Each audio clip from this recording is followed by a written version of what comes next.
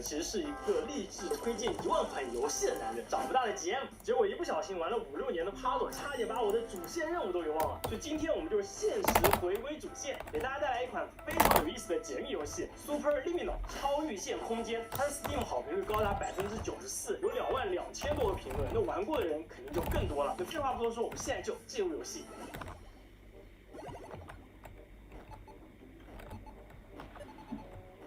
等一下，我看过视频，他们的玩法是 ，OK， 它会变大，对吧？当你拿的这个东西，对吧？它现在是小的，但是你把很远的地方它也这么小的时候，其实它就变大了，对吧？是这个逻辑。所以我现在要从这边出去，我应该是拿这样子，对吧？它就小了，哎，就不挡路了。OK， 没问题，很简单，非常 easy。Terms of service accepted. Congratulations on falling asleep. Welcome to Somnasco. 我们是不是挡？哦，门在这儿，那我需要这样跳过去。OK， 非常轻松，非常轻松。第二关，这是一个卷帘门，是某种装置，我看一下。站在这儿，哎，这个跟那个传送门有点像，我站在这儿我才可以出去，拿过来压着。这么轻，这么轻，这么小的它居然也能压着，这个很简单，这个就把它变小，好呀，对吧？看一下这里面，这个恐怖了，体现变了，我想回去，我现在就回去了。Warning: You have deviated from the orientation pathway. At the Pierce Institute, patient safety is a keynote in our corporate priority tetrahedron. A variable degree of force can and will be authorized to ensure. Please return to the orientation pathway. 哦，它放到这儿。哦，我刚没看到，不好意思，不好意思，这样就可以了吧？但是那边可以出去吗？我去看一眼，我们去看一眼，去看一眼。临时杀的，哦，这个门打开了。说实话，到这个我就浑身的，真的是会浑身发麻。踩了这个，那边门开，我踩这个门开，哦，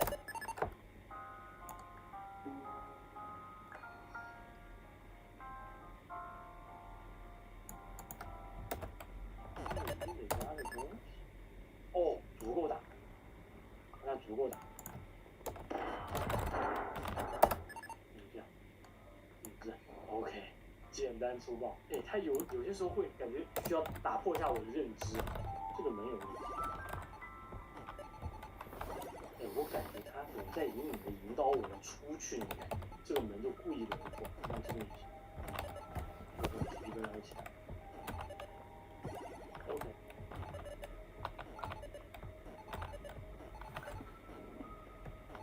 等一下。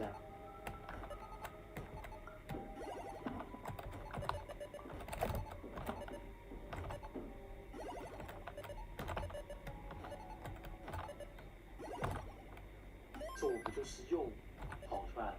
这是允许的吗？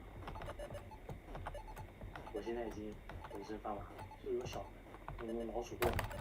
哦，这有，没有什么 jump scare 啊？非常准备。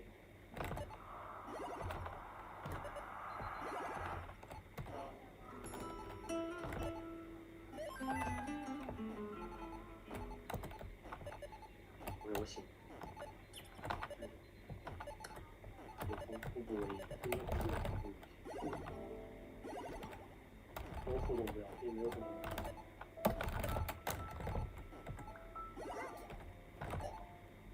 门是被拿下来了，哦，这是个假的，哦，这也是个假的，这里可以走，这个真的感觉真的很像在梦里的，很诡异，但是又那么合乎情理。我看这一关又是怎么样的东西？因为我现在这个4下就没了。哦，这里没有，我跟你讲，我这牌贴上去，它就变成逃。不是啊，我要从这里爬出去。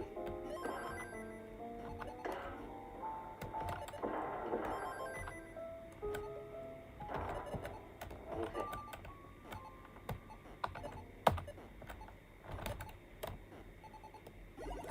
一出到这种地方，它就会出一些很奇怪的声音。又开始浑身发麻。Hello, my name is Dr. Glenn Pierce, and I'd like to talk to you about being special, that we have no idea where you are. 就是我现在梦中 Not to worry, we're working on it. 他们在追寻我要上去。不，这个是不。哦，等一下，难道说变成一个方块之后就可以拿它？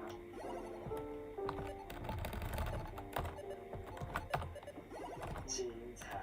哎，这个有意思啊，不错。啊，而且我在梦中跳跃力非常强，看到没有？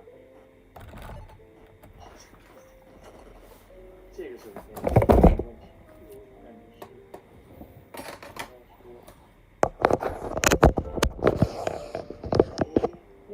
这里还有，等一下，我先把这个放上。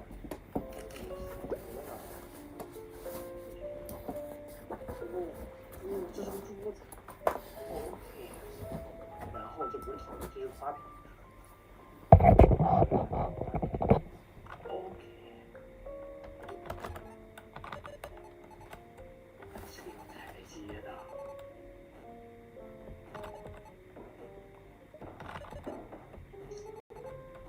设计的非常完美。这个，等一下我想想，我们要上去，然后斜着看这个，对吧？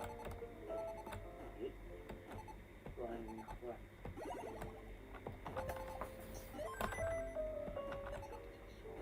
我觉得好。你看它这个门，在这儿。OK。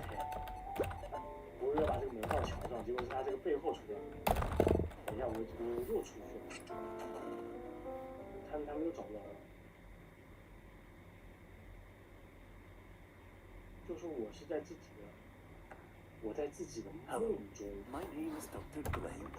You 我在我 prefer 的梦中 frequent 找不到， updates 就 to 有点 being 像 reminded 盗 that 梦 you are 空间。 completely lost. 真的，你知道，这个就是巴麻的那种状况，你知道，就是。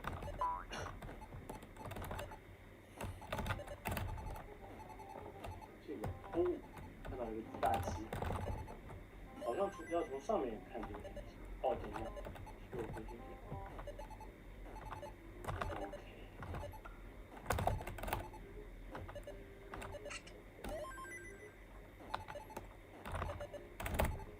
这有什么用呢？它后面有多？等一下，那我往这个地方。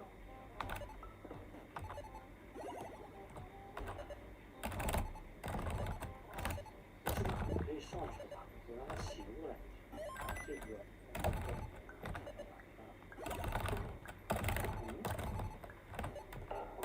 怎么可能？我不会爬上去。我先走这条路，这条路你看比较难走。Surprise! 那就出去了。哎，出去了，是不是还在施工？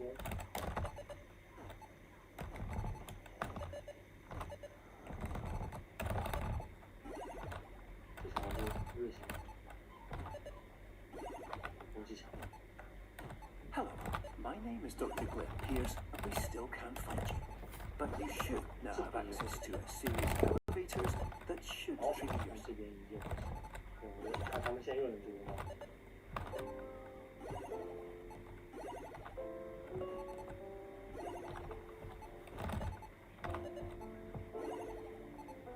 这面墙是可修的。后边呢？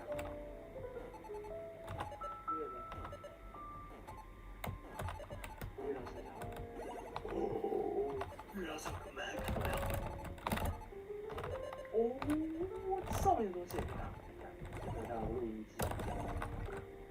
Hello, my name is Dr. Glenn Pierce.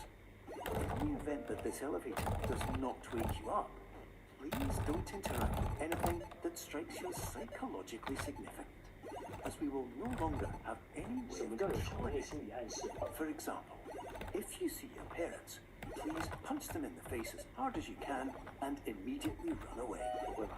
这个很恐怖哎。这就是所有，这是电梯。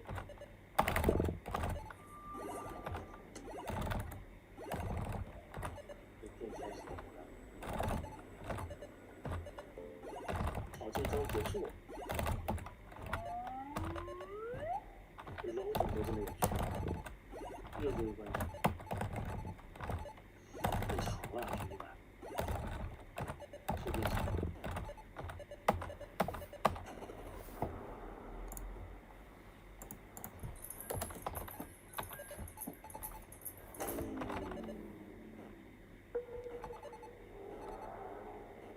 我想说这个门在哪里呢？不是，不是应该那个袋子不。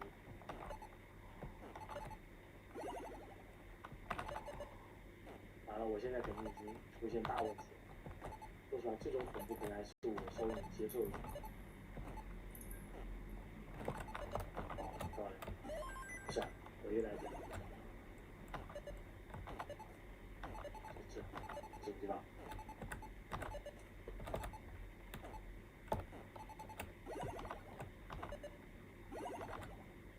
嘘。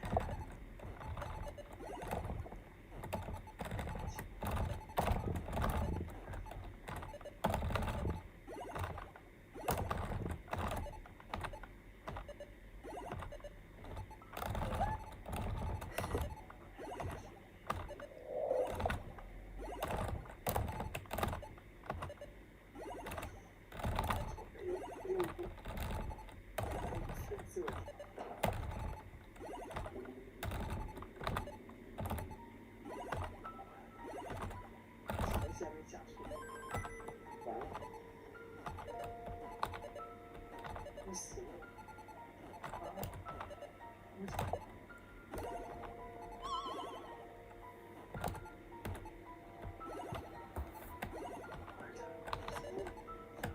这游戏恐怖游戏。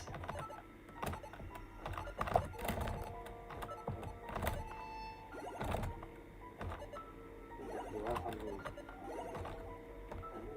不是。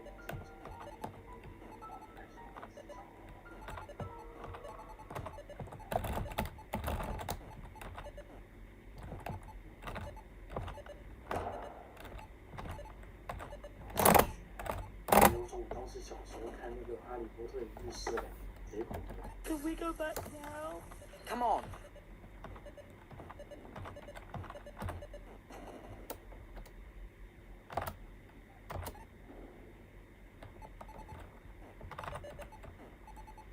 我错过他了，不然我会掉下去。头皮发麻，不是我头皮发麻。我刚才说我往前走就不掉下去，我幸好先横着走，我先横向走。不过我刚刚看到前面那个路，我也往前走，它直下去，但是肯定不下去。我又回到了，我又回到了，我再往前。对，对，这种。哦，这里有一堵墙。你知道吗？有妹子，这是有妹子，我刚不怎么害怕，我感觉我趴着给我力量。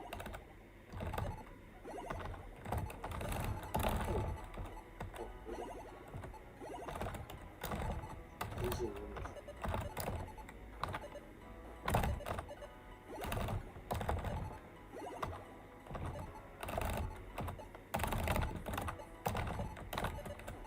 我的趴着真的给我力量，我玩过那么多趴着。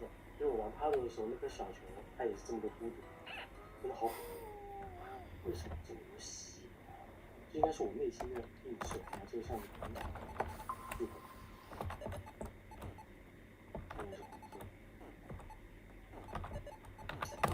我有情绪。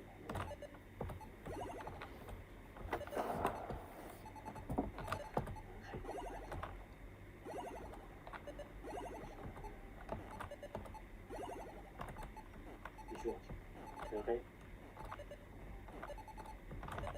首先是倒着哦，等一下，倒着有箭头，我让这里。哦，实话，我觉得它这个游戏设计有点意思的，它并不是说你完全一个迷宫，它是有思路的。这个游戏有意思的，对，这个同样的这种一个东西。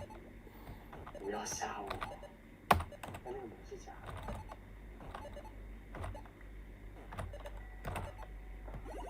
不，哎，它变大之后光会变多哎。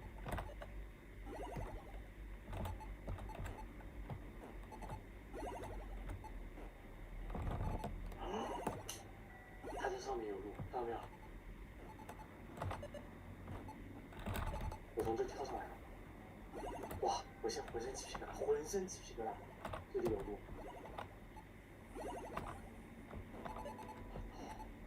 Did you know that unintentional multi-dream layering occurs in missions from the standard orientation protocol?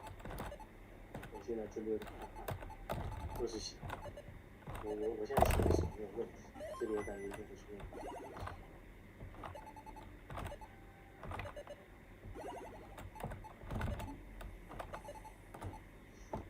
试一下 idea。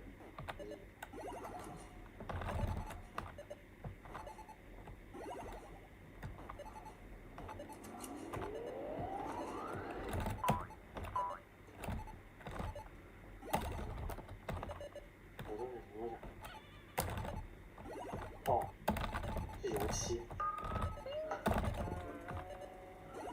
啊，是油漆，是油漆。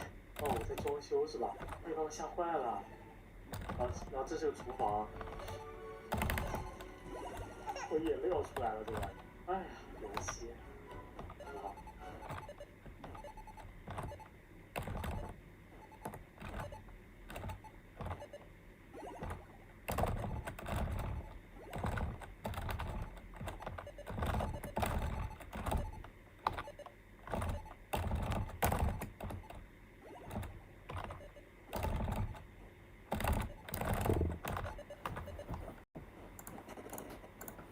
直接掉下去。众所周知，我最开始呢其实是一个励志推荐1万款游戏的男人。精彩！遇到这个门看到没有？这里可以走。就今天我们就现实回归主线，给大家带来一款非常有意思的解密游戏。真是，我现在浑身鸡皮疙瘩，浑身鸡皮疙瘩。咁啲其他嘢做下啦，冇成日掛住玩啦。係。第3啦，不如。呢呢個都係㗎，我哥哥。呢袋啊。哦。我303咁啦，跟住今晚可以再睇多機啊嘛。知嗎？哦。嗯。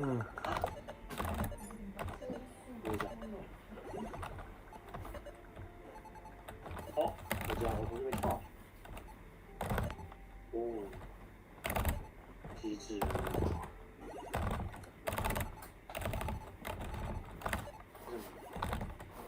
有个大风扇。哎，有没有用啊？这是啥？这里有一个。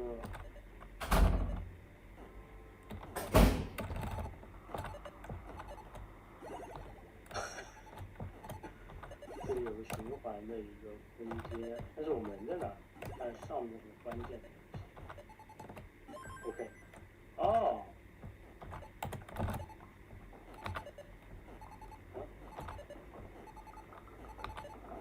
比手速啊！不但是，我全都拿不了，会被风吹掉，那我可不是。我现在能做的只有点击它和让它返回。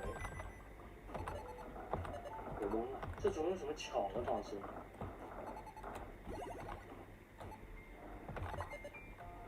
这么小的它居然也能压着？等一下，不会说，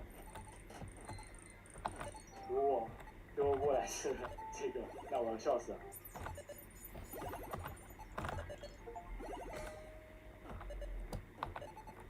它有上限的。关键它也滚不上来呀，它怎么滚上来？哎，等一下，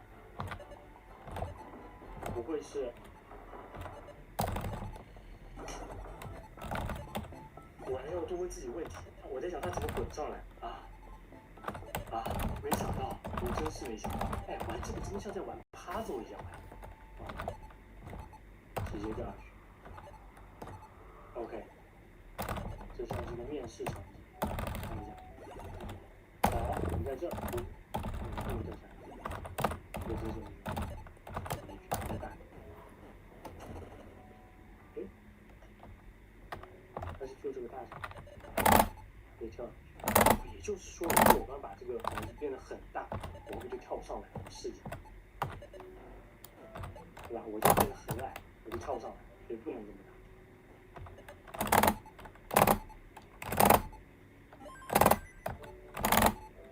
OK， 这个设计是有意思的，哎，这个真好。从这儿，哦，我要把自己变小啊，这次。这样就差不多。OK， This focus on negativity. It won't eradicate death, the pain of disease, the cruelty of time, the cold shell of human nature. OK， 这是什么？这跟小老鼠。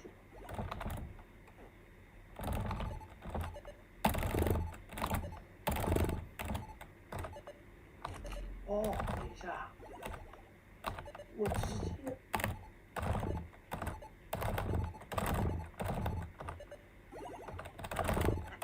我现在就在城堡里，然后我把我城堡直接放上去就行，然后绕这个城堡走一下，精彩！这脑洞太大了，规模。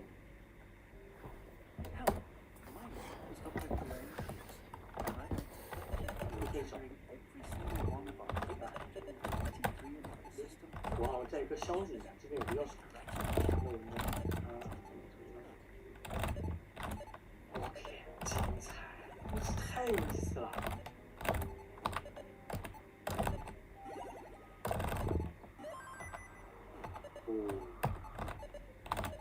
变得好小好小，它这个游戏突然慢起来，这个感觉让我好放松。对。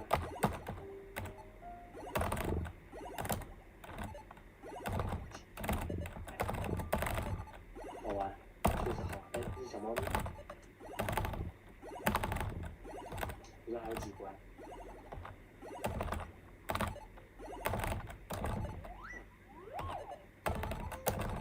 这 loading， 哎，这个 loading 很有意思，特别调皮。我看一下，哎，又是3点，哎，不是从3点开始，我现在醒了，对吧？我记得我是从3点开始。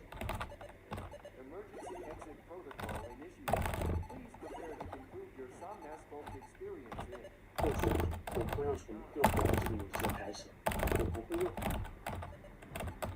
Instruction. Continue with some asphalt therapy indefinitely on an individual basis as all orientation resources have been exhausted. This concludes your standard orientation protocol. Goodbye.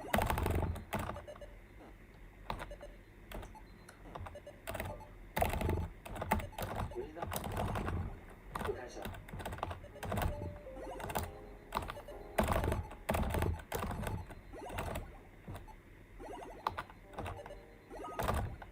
我不动会怎么样？他这个像极了早上闹钟闹了4、5、6个。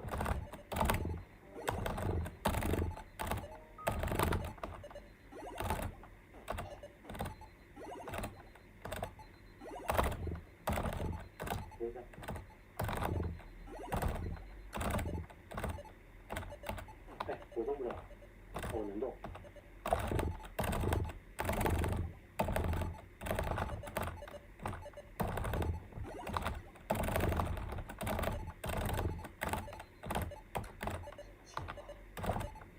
我醒不过来，死路。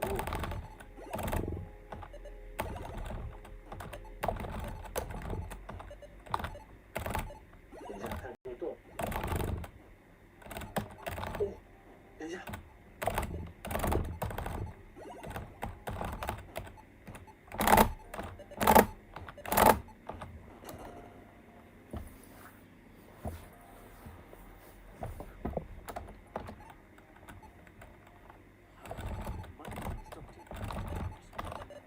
什么意思啊？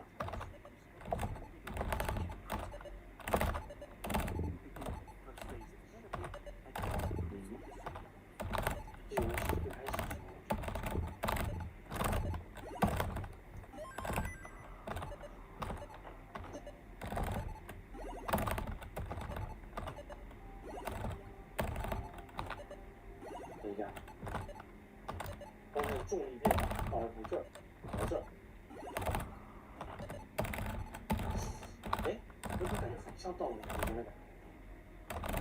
我去，哦，哇，感觉挺过瘾。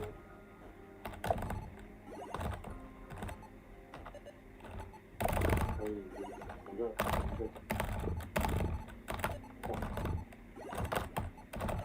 Of course, nothing is more challenging than the difficulty of changing perspective. With trial by fire scenarios and solutions that couldn't have been found otherwise.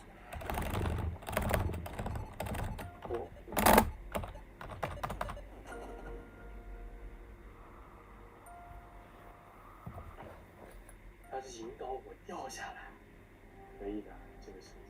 你看，我感觉它会把我的梦给碎了。你看，对吧？就是因为我刚才做的所有的动作，我都已经有我的固定思维了，它现在把我的所有的固定思维给破坏了。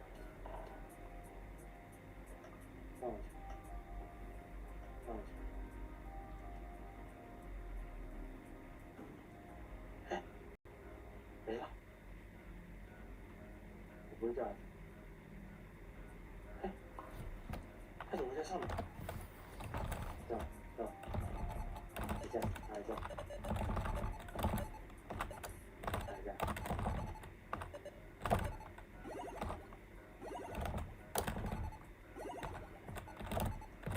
就不是这样，这样都能变。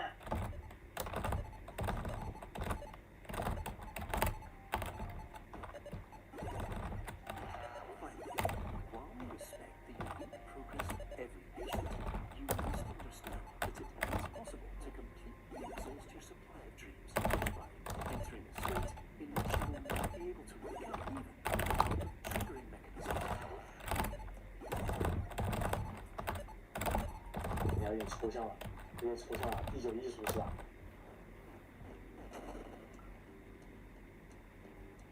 这么帅吗？这么帅吗？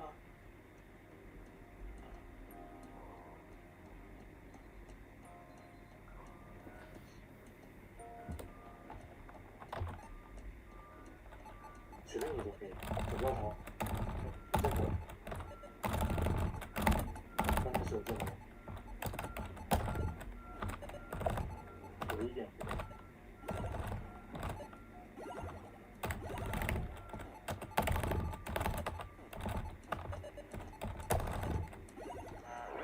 Use the sync for the sounding alarm clock, which will automatically play if you approach you. 这，我有点描述。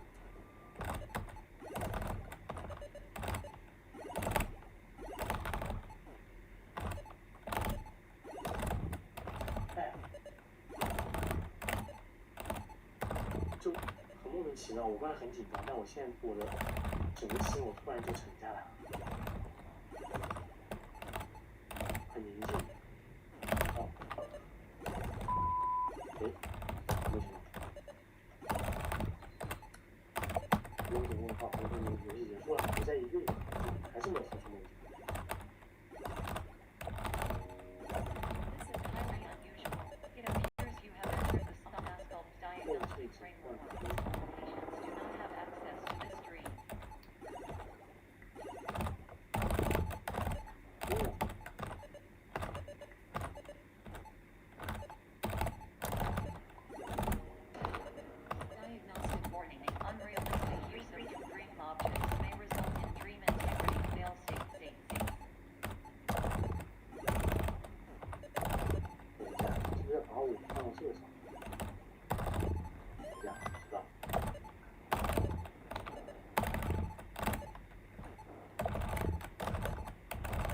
我要到桌子上，哇，它这个设计太有意思了。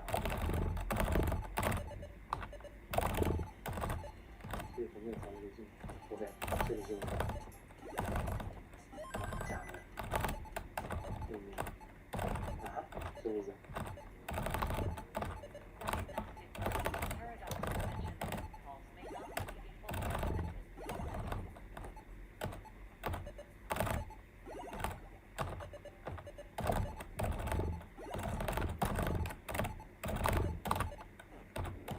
主要也出来，还有这样的。哦，没有门呢？难道是饮料机？ Integrity fail state. 哦哦，哎，耶，同学们，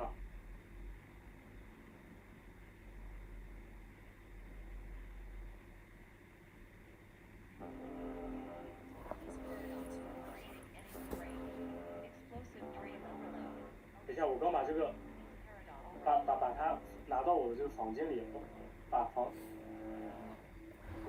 没啥。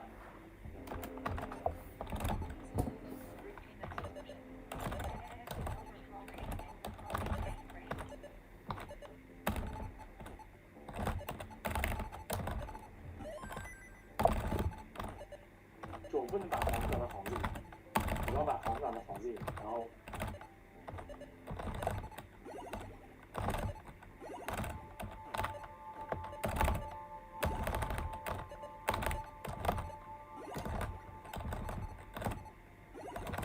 哇，他这个好意识流啊！我觉得最后这几个关卡它没有关系，就是放这个视频，我觉得会很有趣。哇哇！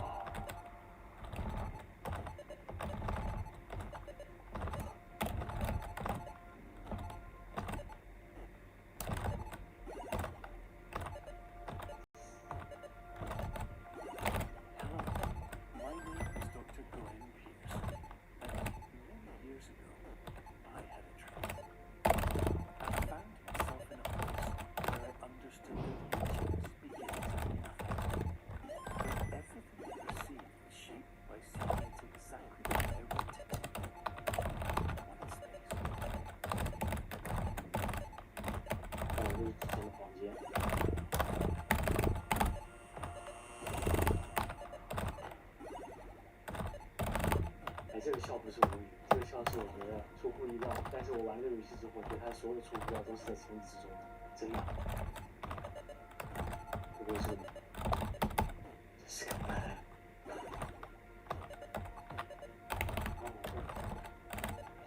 我用这种倒着走，然后这个设计我觉得非常棒。我前面我之前玩了一下是更长的，这个设计好有趣。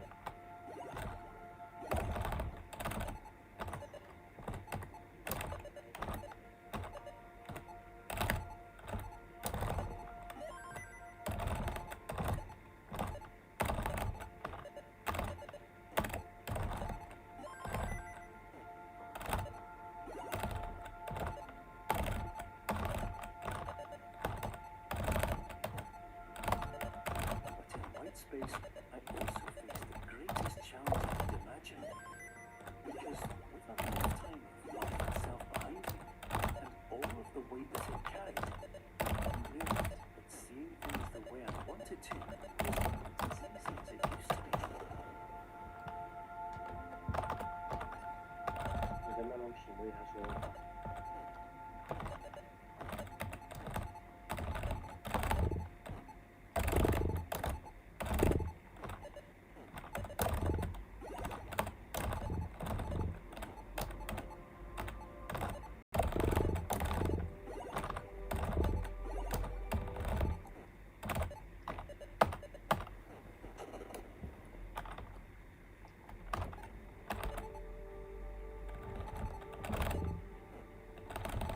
结束了吗？还是我继续走？哦，那还有。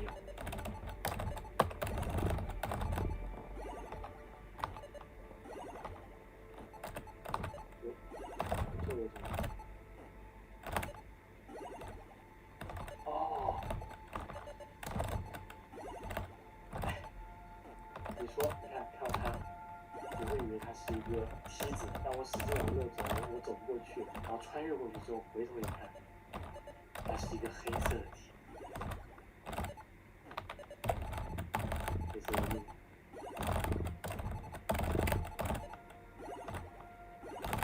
我又掉下去了。我现在已经非常能接受它的这些设定。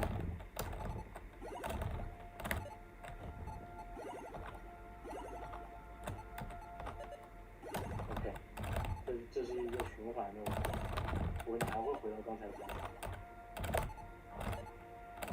觉得没问题。我们来找一下，边上可能有我想要去，可以移动吗？移动不了，一定有地方可以移动。好，没有。那我这边要怎么做？转不了。哎，这下我有点懵了，这下我有点懵了，我以为结束了。没有。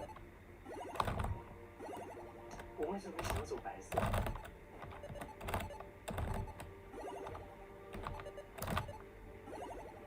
？OK。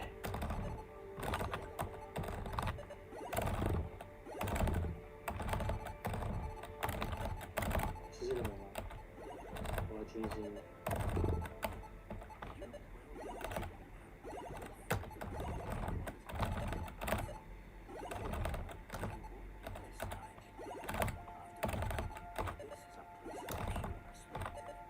我这句话很重要，不同视角让这世界完全不一样。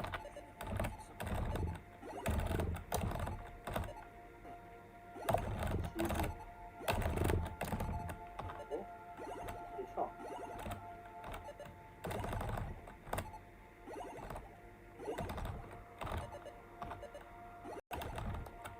哎，等一下。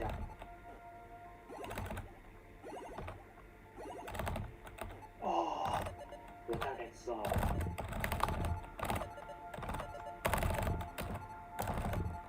棋子所在的地方，它就是实的，神奇。就我放到这儿，然后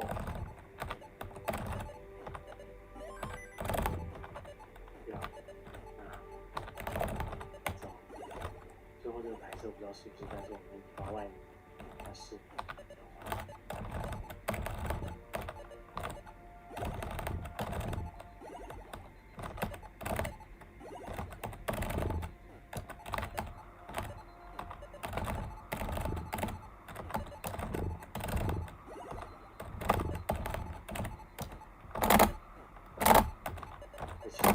把你瞄上单了，是这个意思吧？8点，现在是8点，那我应该起床了。嗯，我有这 BGM 起来应该是。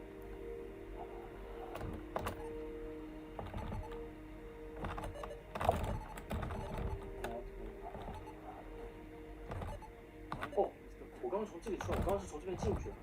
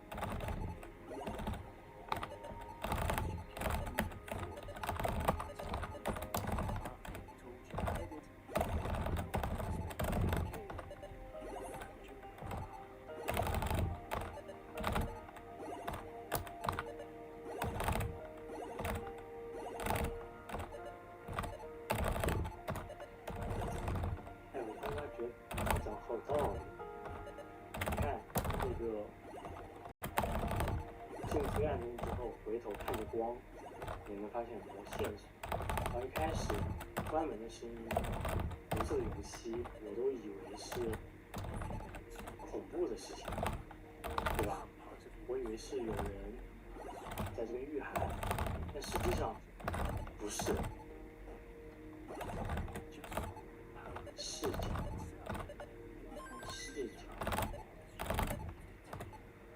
我又回到最初的房间。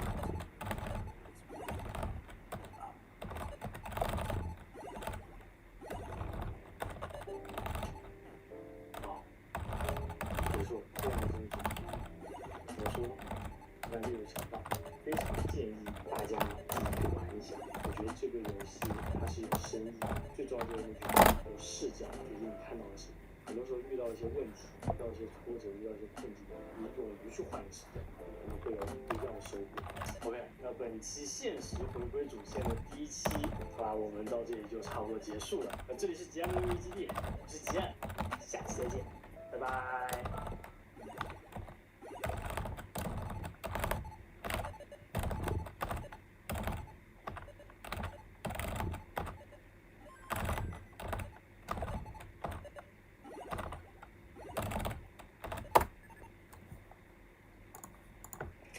I'm about to demolish every single world record.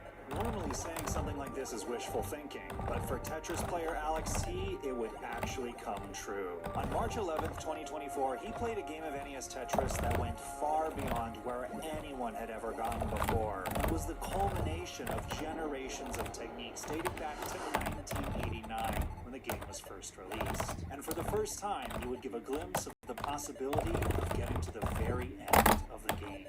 So how did he do it?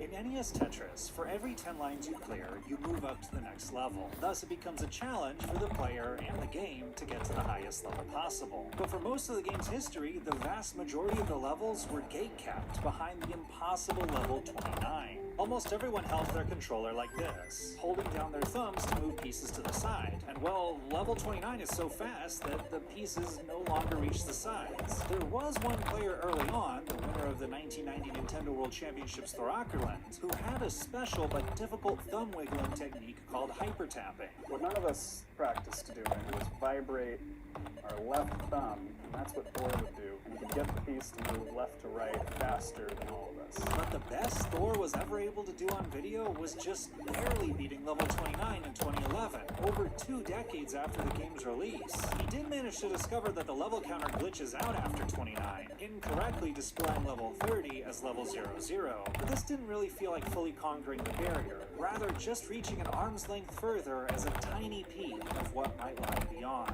But then in 2015, a Japanese Grandmaster Corion picked up the game. And at first he copied Thor's technique, but then he had an innovative idea to hyper tap not with his thumb, but with his pointer finger. This allowed him to reach piece speeds never before possible, and even set up 4 lines at once, aka a Tetris line clear, on level 30. Come on! Woo! Ah! Stop! It was so simple in retrospect, but the fact that Corion thought outside the box with how to place his hands ended up being the key that inspired a whole new generation of younger players to experiment with their own hyper-tapping positions and slowly push the game to new heights. And it seemed like the best hyper-tapper of all was going to be Alex Thatch. Oh my god, a 1.356 from Alex T! We are seeing Alex's capabilities with 29. Wow. He's destroying the room. There's his guest bed there that he's toppling over. He's ransacking his own room. This kid is trying to qualify for the World Championship. This is an hour from Alex entered the Tetris scene with a splash in 2020 when at just 11 years old he became the youngest player in history to max out the game's score counter with 1 million points. His speed and stacking was unparalleled, and if he kept practicing, it seemed like he was destined to someday become the greatest player in the world. 2 years later, it looked like that was finally happening. Alex set his first level world record by being the first player to ever make it all the way to level 41. And he had just won the monthly Masters event, the biggest NES Tetris tournament in the world, for 2 months in a row in December 2021 and January 2022. What an incredible finish. A win in the kill screen for Alex T, chasing it down. But this would be the last time a Hyper Tapper ever won the tournament, as another player was turning the Tetris world upside down. There's a new way to play Tetris, and it's literally changing the game. Moving the rolling to the bottom, absolutely genius. Cheese's new rolling technique utilized not one, but multiple fingers across the back of the controller, effectively using it as a giant button to push it into a finger on the tongue. Rolling could move pieces as fast as 30 times a second, the maximum speed possible within the game. Cheese immediately broke Alex T's record by making it all the way to level 44. And in February 2022, Cheese defeated Alex T in the finals of the Masters event. Alex is not going to survive this, and Cheese is going to take the victory. Cheese is yours. Masters event, February 2021 winner. Just like that, Alex T's biggest advantage had been stripped away from him. Most of the other top players quickly switched to rolling full-time, but although Alex T experimented with it, he stubbornly resisted making the switch because he could still mostly keep up with his tapping. How is your rolling progression, Ben? Is it a playstyle that you want to main in the future? I've been rolling for 6 months. I have 100 lines on 29. Wow. I'm not that motivated yet to main it, so tapping is my main playstyle right now. Eventually, though, after rollers got a lot better and Alex T kept losing to them, it became clear he needed to completely adopt rolling if he wanted a chance at his ultimate goal, winning a world title at the Classic Tetris World Championships. He entered the 2022 World Championships as a full-time roller, but he lost in the top 16 in a shocking upset when he had several baffling misdrops with his rolling. Thatchy is looking in a very precarious situation. Has to get pieces over to the left. Nice flat burn. And Hank's the eyepiece. This might be it for Thatchy. And Thatchy hangs and tops out.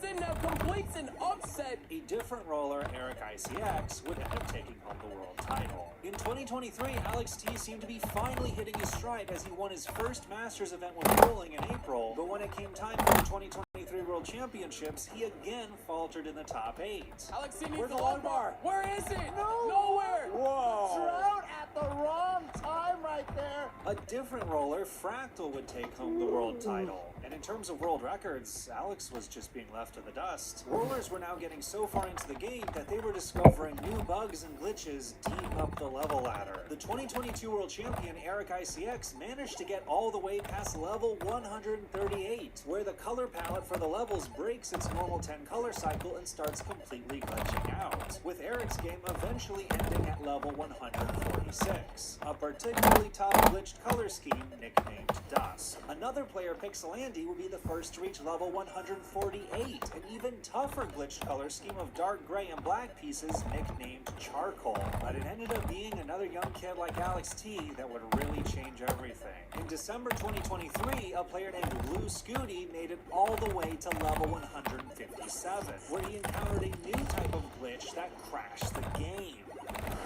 Well, it took nearly 35 years, but a 13-year-old Oklahoma boy has become the first human to beat the original Tetris game. Blue Scooty's achievement made worldwide news, with him being dubbed the first ever to beat Tetris, although he hadn't actually done it at the earliest possible point, as the first opportunity to trigger the crash actually appears on level 155 if you clear a single on the first line. But soon enough, the 2023 world champion Fractal would do just that, and get the second ever game crash. And Pixelandy followed suit a few days later with the third ever game crash. And just a few days after that, he would do something that blew everyone away. He crushed the overall score world record of 6.8 million by getting an insane 8.9 million. And he had managed to do it before ever reaching the crash trigger levels. What was his secret? Well, a Tetris line clear is worth by far the most points, and continually gets more valuable on the highest levels, but is risky to set up past level 29 due to the speed.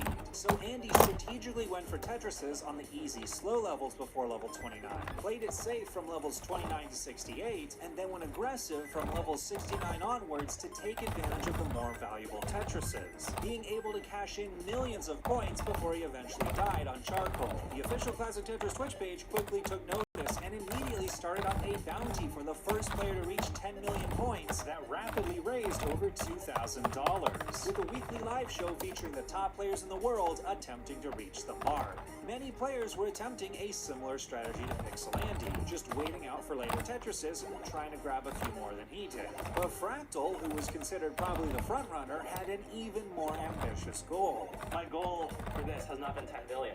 My goal is to improve and to become so good that I set the world record that literally kills the category for a year. What score do you think would kill the category for a while? 15 million maybe. In order to get a score like 15 million, Fractal was going to need to go for Tetrises out of the gate at level 29 and basically never stop. The best kind of practice is if you just go crazy from the start, because that's what you're gonna need to do regardless.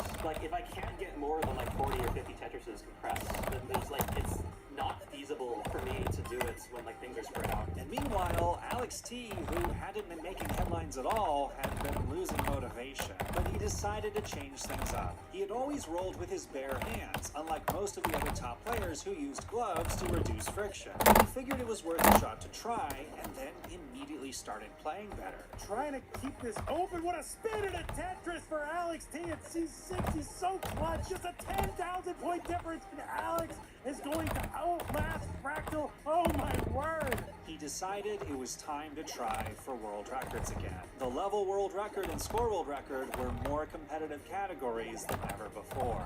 Why not try for both?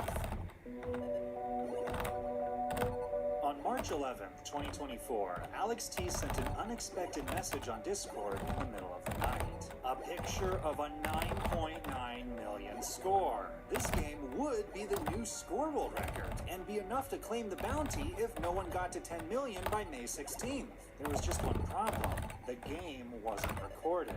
According to Alex, it was just a practice game that had gotten a bit out of hand. So, was this a believable claim? Was the game legitimate? Well, ultimately, it didn't really matter. The bottom line was, there just wasn't enough proof. For such a prominent world record in the scene, especially one with potentially a large cash reward, the requirement was that the game be live streamed publicly. Essentially, it was Schrodinger's world record. It existed in Alex T's reality, but not everybody else's. Alex T followed up by saying that he was creating a live stream setup so that any future runs would have adequate proof. The next day, he sat down to play some games on stream. At the beginning of his second attempt, he talked about how he had a different strategy than Fractal. Okay, I need to not go for freaking aggressive kill screen Tetrises. If I get a good score in kill screen, I'm just gonna line out. Pretty quickly, Alex T showed why it's risky to go for Tetrises in the higher levels. The pieces are basically completely random, meaning you have no idea how long it will be before the next line piece, aka the long bar, shows up. Even on the slow and easy level 18, Alex could occasionally run into trouble if he ran into a long bar drought. Yo, where's the bar piece? Where's the bar? Yo! Thank you, man. So Alex T quickly scaled back his aggression and played it safe, and the slower level speed allowed him to do things you'd normally never see a Pro Tetris player doing, such as playing one-handed while stretching his rolling hand. Oh crap, that's not good. Or standing up to read chat. What is going on in chat? I'm gonna look in chat right now. Yeah, W chat reader. Okay, now I can't. The PC is just blocking my freaking sight from chat. Eventually, Alex T starts ramping up his aggression again to avoid wasting lines on non-Tetrises. We go for the Vits. The vertical I-tuck setup, or VITS, is one of the most daring strategies in the game because it requires 2 long bars to resolve and get the Tetris instead of just 1. Wait, I should stream more. I'm the best person to get 10 mil. Low-key. Hot take. Right before level 29, Alex T takes one last opportunity to try and read Twitch chat. Okay, let's read chat again. What? Oh, I misdropped, bro. This is not good. Yo, calm down. Now that the fastest speed in the game has arrived, Alex T has to focus up. Should I go for the Tetris? Yeah, I should. Let's go for the Tetris. Yeah, see? Max out.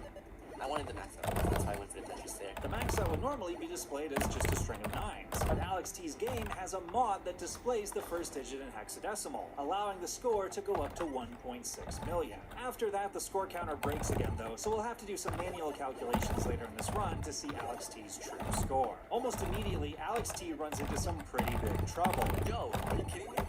Calm down. I'm done with this speed sequence. Yo! Calm down with these speed sequence. Incredibly, he manages to excavate his way out of the rubble with ease. W down stack. W down stack. Average Alex down stack. You guys can always rely on me, digging out situations. I always get out of it. compare the outcome, like, kill screen Tetris. Let's practice Mega Master for a little bit. Let's go for kill screen Tetrises. Alex T suddenly ramps up his aggression and plays competition style. Since recent high-profile tournaments have been capped at level 39, so games don't go too long. He manages to score 6 Tetrises from levels 35 to 38, but goes back to playing safe as soon as he hits level 39. Okay, no more Mega Master like type of stuff. Like this is infinite play again. No more playing aggressive. We are not Fractal. And what is Fractal up to? Well, the reigning world champ is actually live streaming himself at the exact same time, although he's currently still doing warm-up games. By the way, Alex Thatch figured out his stamina issues, and he's like kind of insane right now. So he's streaming, I believe, exclusively on Twitch. Check him out. Twitch.tv/TetrisAlexT. And for Alex T, there's actually a bit more strategy to playing it safe than it may seem on the surface. Instead of using his long bars for Tetrises, he keeps stacking them vertically on the left. Nice. We have high left now. Nice. Now we don't have to 5-roll. What does Alex T mean by this? Well, in order to move pieces around the board, it typically takes between 1 to 4 movements, which easily match up with the 4 primary fingers. But there are a couple piece placements that take 5 movements when moved all the way to the left, which can be tricky because they require rolling with the thumb or an extra button push with the other hand. So by throwing long bars on the left, Alex T is minimizing the amount of times he has to perform the tricky 5 rolls because it's 4 guaranteed lines he won't have to do any more 5 rolls on. Nice, nice. I'm always like so anxious, like hitting 5 rolls. So when you have like a good left, it just like comforts me. Slow and steady, like wins the race, you know? As Alex T approaches the first score rollover, though, he can't resist trying for a Tetris again, and immediately regrets it when he misses a double flip. What? Yo. Oh my god, that double flip like scared me. That was just like a jump scare. Okay, yeah, bro, that was so freaking scary, bro. Although Alex T's score is displaying as only a little over 84,000, in reality, it's 1,680,000. We'll bring back a real-time score counter throughout the run when it's relevant. For now, though, Alex T's going back to playing it safe again. Once I get 2 mil, I'll go for Tetris. But when he hits 2 million, he changes his mind. 2 mil. Actually, I'm gonna go aggressive when I hit 2.1 million.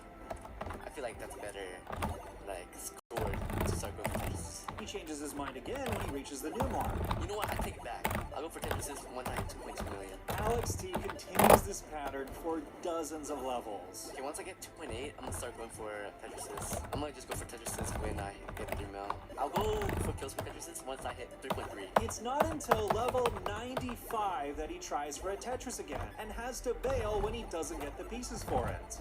One more line. Yes! Level 100! Sheesh, the 3 digits! It's worth noting at this point that Alex T is already in extremely rare territory. If you look at the level leaderboard, only 10 people have ever gotten to level 100 even once. Over on Fractal's stream, he pauses practicing to pull up Alex T's game. Okay, yeah, I'm gonna be watching Alex right now. Oh, he's at a pal. Oh my god. On level 104, Alex T tries to go for another Tetris, but gets droughted again. He won't let me get the Tetris, bro. Oh, that's not good. That is not good. It's over. Never play too aggressive. See, I should have not gone for the Tetris. Alex T is forced to perform his second miracle dig of the day. It's just a casual dig. It's not like... That was not even scary, bruh. That was just light work. How long have I not gotten a Tetris yet? I'm kind of curious, bruh. It's been like, I don't know, 50 levels? It's in fact been even longer than that. Alex T's last Tetris was on level 48, meaning it's been 64 levels without a Tetris. Even Pixelandy had only waited 40 levels between Tetrises, but that Tetris drought would finally come to an end. Finally a clean Tetris. I've been waiting for that, bruh. I almost topped out because of like a freaking, like, bad bar timing. But now, Alex T must make up for lost time. His real-time score is only a little over 4 million, not even halfway to the bounty, and he only has about 20 more levels until the glitched colors. On level 118, he tries to ramp up the aggression, but is immediately battered by RNG again. Nice Tetris. Oh my god, that was actually a scary Tetris. That was actually quite a scary Tetris. Oh my god. The risk of going for Tetrises just keeps feeling like too much. Alex T goes back to his Tetrisless ways, lining out all the way until he's on the verge of the glitched colors. Time to evoke the magic word. Lock in. I regret nothing. Alex T is quoting Fractal's line he told himself when he was about to enter the glitched colors on his own first game crash run. It's lock in. I regret nothing. Okay, my nerves nerves will fade away after 10 more lines. Come on. Hand wipe. Now we have no more sweat. Here we go. This is the showdown. Let's go. Let's get it. Here we go. And just like that, Alex T has entered the glitched colors. I'm gonna prove you guys that I got 9.9 million. And this game is gonna be the 10 million. But as he gets further, he starts to encounter the difficult colors the glitched levels are known for. Oh, that's hard to see. That's really hard. The green is really hard to see. And suddenly, Alex remembers the first boss color level. Nice execution, bruh. Oh, Dust is approaching. A challenger has approached. Okay, next box. Eyes wide open. This is a reference to Fractal's strategy he's used whenever he approaches the darkest levels. Yep, next box, eyes wide open. And sure enough, Fractal's watching live, and here's the reference. Next box, eyes wide open. Alex T conquers Dusk with a low board and moves on to Charcoal, continuing to repeat Fractal's signature line. Eyes wide open. Eyes wide open. Eyes wide open. Eyes wide open. Alex T is getting closer and closer to the longest game in history. What the hell? Now he's starting to channel the energy of Yanni from a famous clip of the European finals where he started screaming. Oh, this is crazy! Oh, he's still doing it! He's still doing it! Alex T has fought all the way to level 152, just 3 levels away from level 155 where the first crash trigger appears. He actually crashed the game. He actually crashed the game. Come on. To trigger the crash, the player must get a single on the final line of level 154. But instead, Alex T takes a double. No, I missed the game crash. No. No.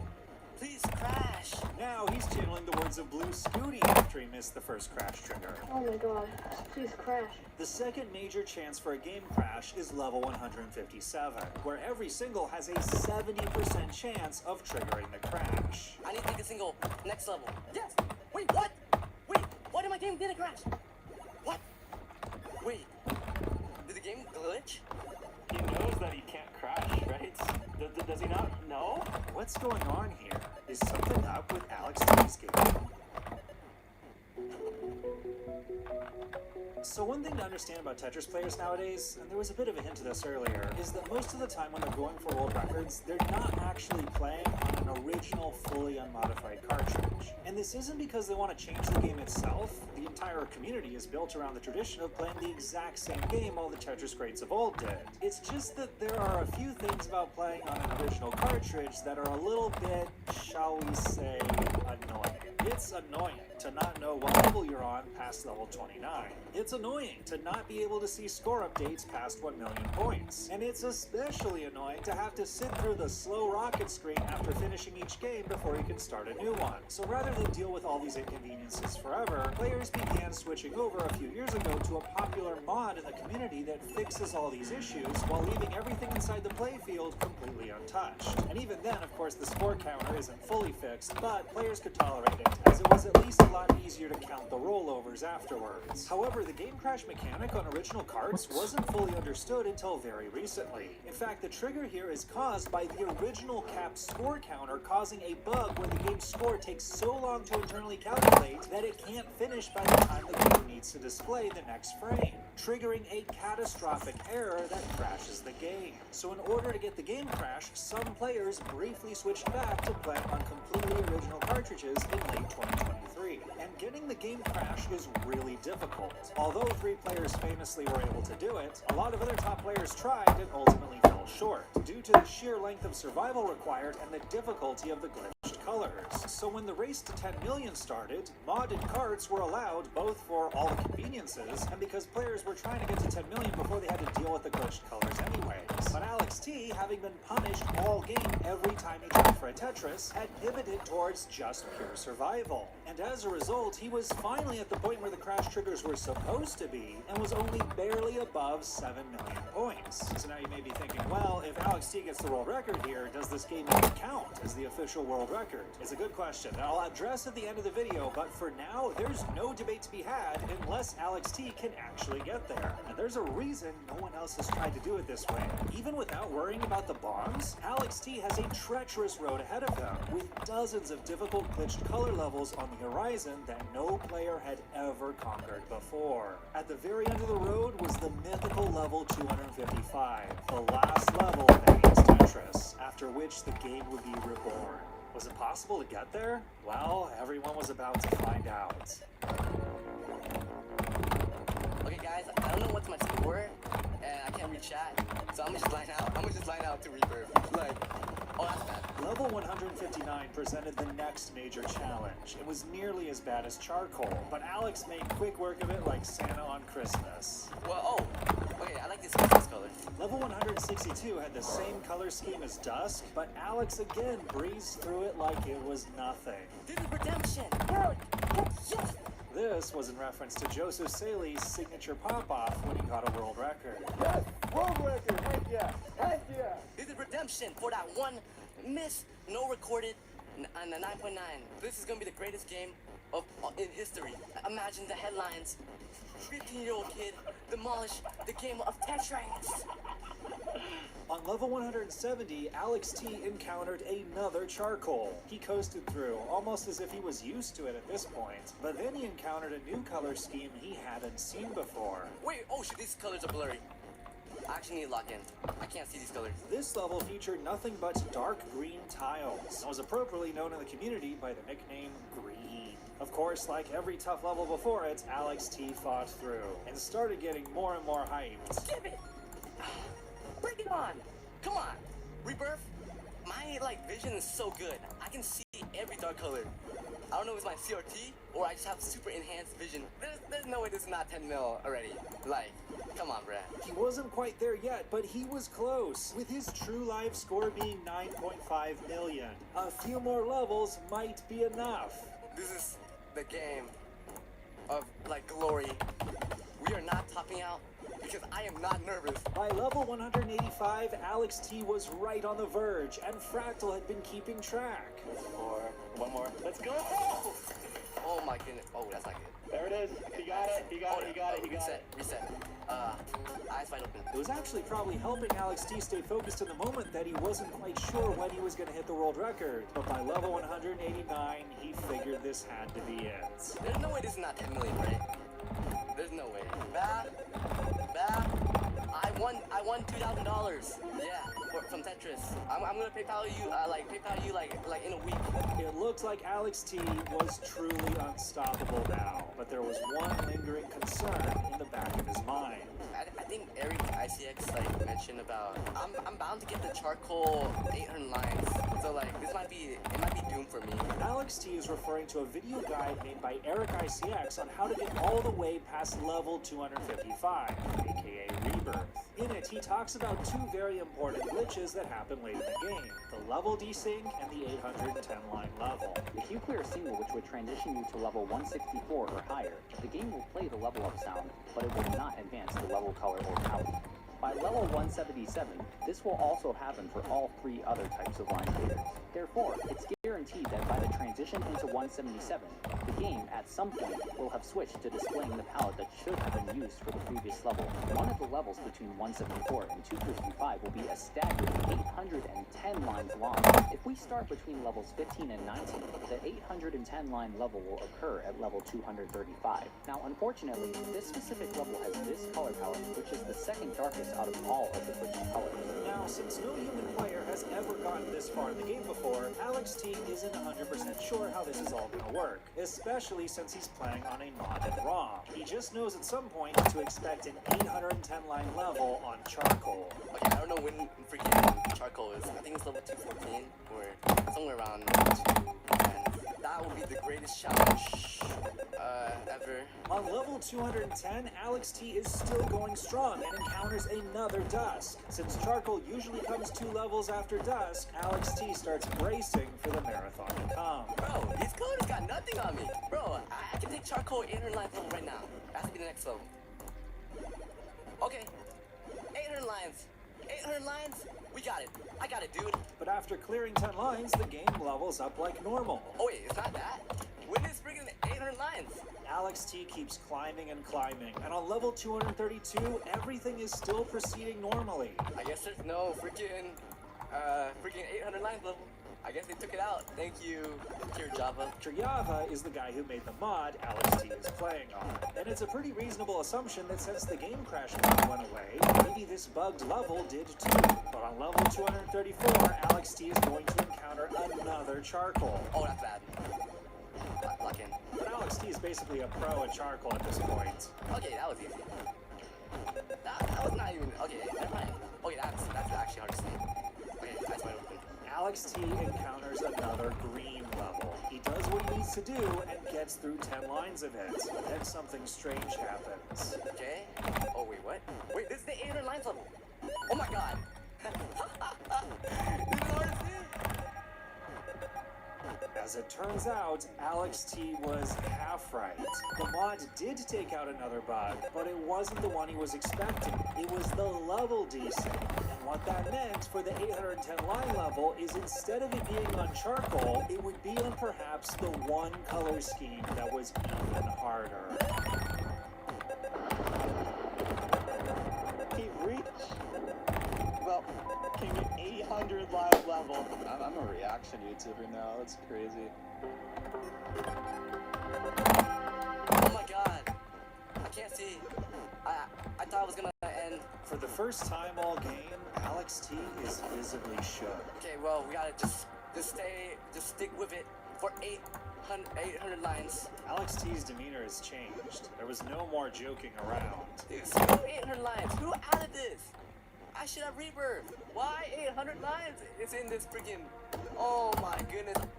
Now this is gonna be the most challenging part, bruh. He seems to be playing well on this, but this might actually be able to kill him. Trapped just 20 levels away from the mythical achievement of Rebirth, Alex T had no choice but to just keep slogging through endless green. I don't know when I'm gonna freaking get to the next level, man. I'm just stuck here. Beyond the color itself, the monotony also seems to be getting to him. I want to reach that so badly right now. Dude, my eyes are freaking it's so freaking sore. Alex T had been playing one game of NES Tetris for almost 1 whole hour. I think it's been like 60 lines. So we have like 744 lines to go. Are you serious right now? The visibility is finally starting to become a problem. Oh yeah, I misshot because I couldn't see the piece. Oh, that might be it. Right as Alex crosses the 1 hour mark, he's in serious trouble with the stack on the left. He waits for a longbar to throw down the center to knock it down, uses another longbar to fill out the center, and goes for a game-saving move with the J piece and just misses. Oh my god! After 84 lines of green, or just 10% of the long level, Alex T's run is finally over. But now he can celebrate. What has... Oh, this is redemption! Day 1 of 10 million? Look what we got. Alex T sees the final score for the first time and starts to shake. He's scored an unfathomable 16 million, almost double the previous score world record and by far the biggest score jump in Tetris history. Such a moment is cause for celebration, and so Alex T starts chugging Parmesan cheese and pouring it on his head. He gets some shampoo to clean up and then takes a milk shower. I got a new world record. First 10 million. 10 million. Fractal extended the congratulations on his stream. This is wonderful. I'm really happy. He's talked occasionally about like feeling unmotivated and wanting to quit. It's always felt like his mental was the only thing that was holding himself back. Alex T had finally conquered the mental barrier to unlocking his full potential, and it actually explained it himself during the run on level 188. I'm gonna be like actually serious. Like I've been messing around the whole run, and I think like me just like joking around has been like actually like soothing my nerves. Even without having to worry about crash dodging, Alex T's record had blown every other Tetris game the mystery out of the water. Typically, just even hitting Dusk or Charcoal once would kill the majority of the games that got this far, but in this run, Alex T had survived 4 Dusks and 4 Charcoals each. But now we finally get to the ultimate question. Is this game the official world record? With the world record, I count it. The most common argument I've seen against Alex T's record is that it feels arbitrary. If you take out one glitch, why not take out them all? But his game does have the support of many top players because Kuryaba's mod had become the standard for long games years before any of the glitches were relevant. And the glitches that were taken out were done so unintentionally by fixing unrelated areas of the game. So there are likely to just be 2 competing standards going forward, Kuryaba's mod and the original cart. In the past, maybe Nintendo, Guinness World Records, or Twin Galaxies would have made the final call on this. But the thing about the Tetris scene as it exists today is that it's been built up organically by the community. And the community hasn't had to rely on corporate entities that may or may not be in touch with what the players actually care about to track their world records in years. Nowadays, the leaderboards everyone considers official are run by community members themselves, in a massive project in Google Sheets that was started by Hydrant Dude. Wait, this guy again? How does he keep showing up in every video? And rather than have a civil war over whether the modded cart or original cart records are at the top by default, the editors decided to include both. They score and level world record leaderboards with a special star next to games that were achieved in a game crash, so all the top games can be viewed together in context. Whether Alex T has the official world record or not, ultimately is kind of up to you in the end. The front page of the leaderboard states this sheet contains all score games taken seriously by the community for you, the reader, to determine your own rankings. And the same creator of the mod, Kuryaba, is even working on a website that will allow anyone to auto-filter the leaderboards by a number of different parameters. I'll link his prototype website in the description and update it when the full version gets released. But just in case you have any lingering doubts, Alex T decided to help you out. After getting the modded cart world record, he decided it was time to try again on the OG. On April 2nd, 2024, Alex T started live streaming to a Discord group call while playing on the original cards. Fractal was also in the call. Oh, wait, sir, are we just here to watch Alex crash? Yeah, Alex Yeah, sweet. Good luck. Wait, are you going to crash dodge or crash? I know how to crash. Don't worry, I know how to crash. Just trust me. Okay, where's the second setup? Minor wrinkles on minor wrist at level 155, 4, I think. So, like somebody who knows what they're doing. Alex T had multiple ambitions even beyond crash dodge. Loki, I want to get the first Charcoal Tetris. Loki, I want to go for that. He coasted through the game all the way to the glitched colors, but unfortunately when he actually got to Charcoal, things went awry. I can't see! Oh, I can't. I'm joking, seeing. Eyes wide open. Eyes wide open. Holy crap. I can't actually see. Oh no. I can't actually see. You're fine. Alex T had to pull off yet another Houdini dig on the following level. He's so good! Oh my gosh. On level 154, Alex T approached the first crash trigger for real this time. Wait, I can't crash. I can't. I'll go shoot. I'm about to crash. No. He's gonna crash. Set up. He got set up and successfully avoided taking the first single. Yes. Yes. There you go. Okay.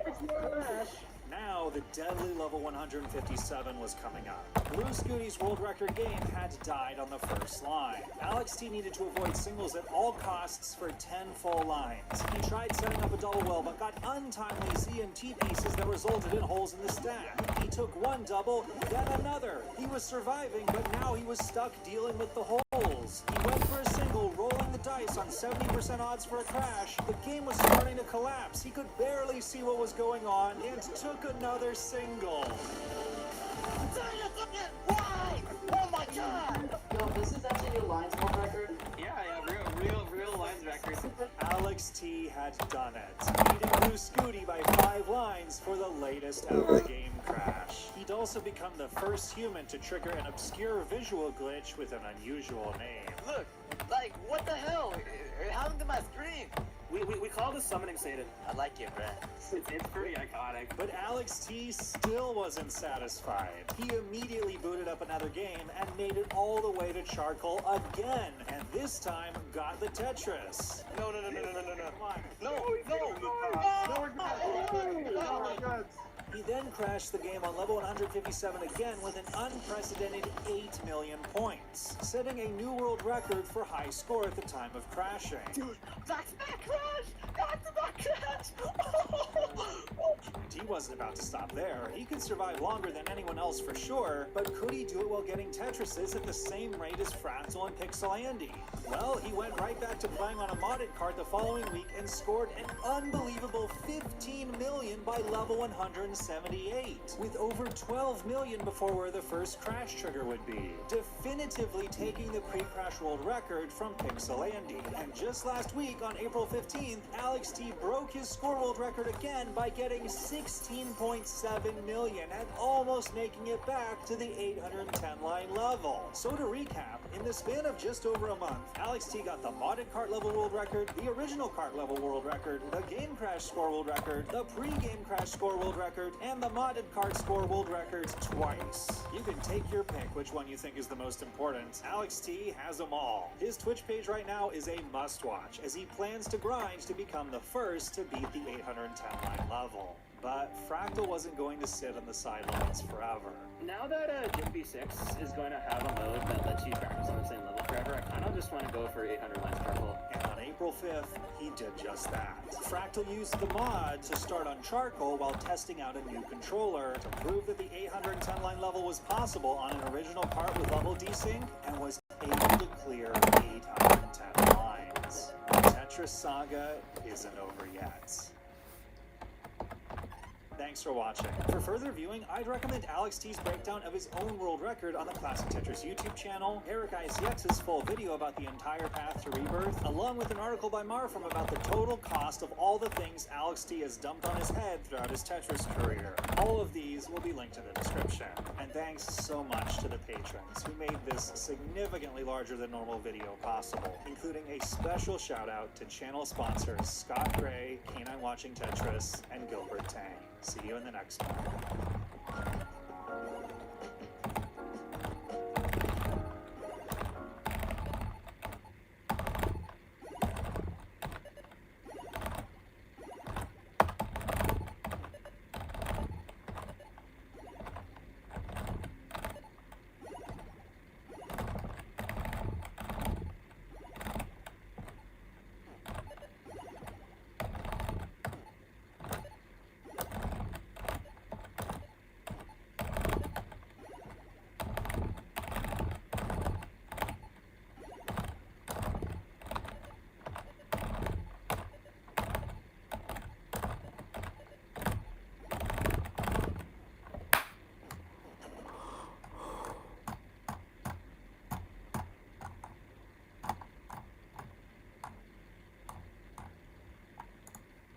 This is a record-setting Tetris game, but how would you know just by watching it? You'd either have to have watched every other Tetris game out there, which would take forever, or you could just pull up a list of stats on all those games to easily see which record it broke, effectively doing the same thing in no time at all. This is why statistics are so vital to enjoying and appreciating almost any type of competition. We don't need to watch all of NBA history to know that this simple basket by LeBron James breaks the all-time scoring record, because we can just pull up the all-time scoring list. But it's easy to take for granted that we have all these statistics available. While computers automatically collect and display many major statistics nowadays, someone still had to write all the programs that made this possible, along with manually gathering and entering all the data from before when the computer programs were set up. This is often not an easy process. For example, in Major League Baseball in the United States, the only reason that almost all the historical data from before 1984 is publicly available is because a group of dedicated volunteers on retrosheet.org painstakingly transcribed it into a computer-legible digital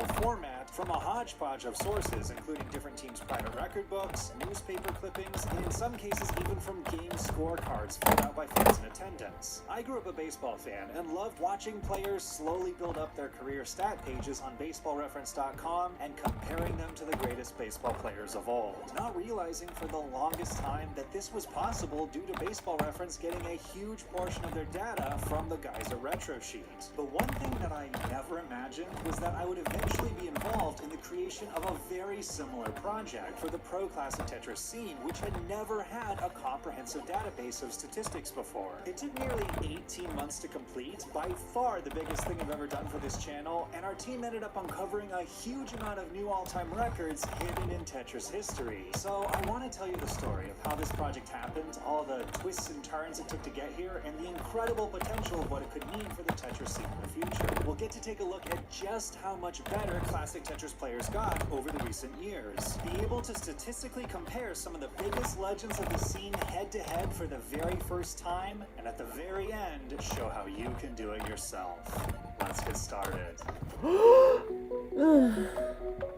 I first got introduced to the pro classic Tetris scene almost by accident when I stumbled across it in my YouTube recommendations back in 2016. It was so simple yet mesmerizing at the same time. Competitors playing on the 1989 NES version of Tetris, trying to stack for as many 4-line clears as possible, aka Tetrises, to score higher than their opponent before the game ended. Initially, I got sucked in by the curiosity over the fact that pro classic Tetris players were even a thing, but eventually I ended up getting fully immersed in the community due to the incredibly strong culture of good sportsmanship and all the amazing people I've gotten to know through attending events. Around 5 years ago, I started making YouTube videos about classic Tetris on this channel, and I couldn't have lucked out better on the timing, as the competitive scene was on the verge of an explosion in the player base and a complete renaissance of unprecedented innovation in strategies and techniques to push the boundaries of what was possible in a more than 30-year-old game. So I've been fortunate to cover a lot of the achievements and records as they happen. And of course, statistics are a crucial part of showing the context behind them. But for a long time, the options of what I could show were limited. Now, it wasn't like there were no statistics available. There were some projects over the years that have been developed and maintained through considerable effort, but they tended to have a very specific area of focus on what they tracked. For example, a sheet that kept track of info about every player that had maxed out the game's score counter by getting over 1 million points, or a sheet that had kept track of the progression of various world records like fewest amount of lines anybody had needed to max out the score, or a sheet that kept track of which players had the highest lifetime prize earnings in pro tournaments. But one day, I came across a question that no existing sheet could answer.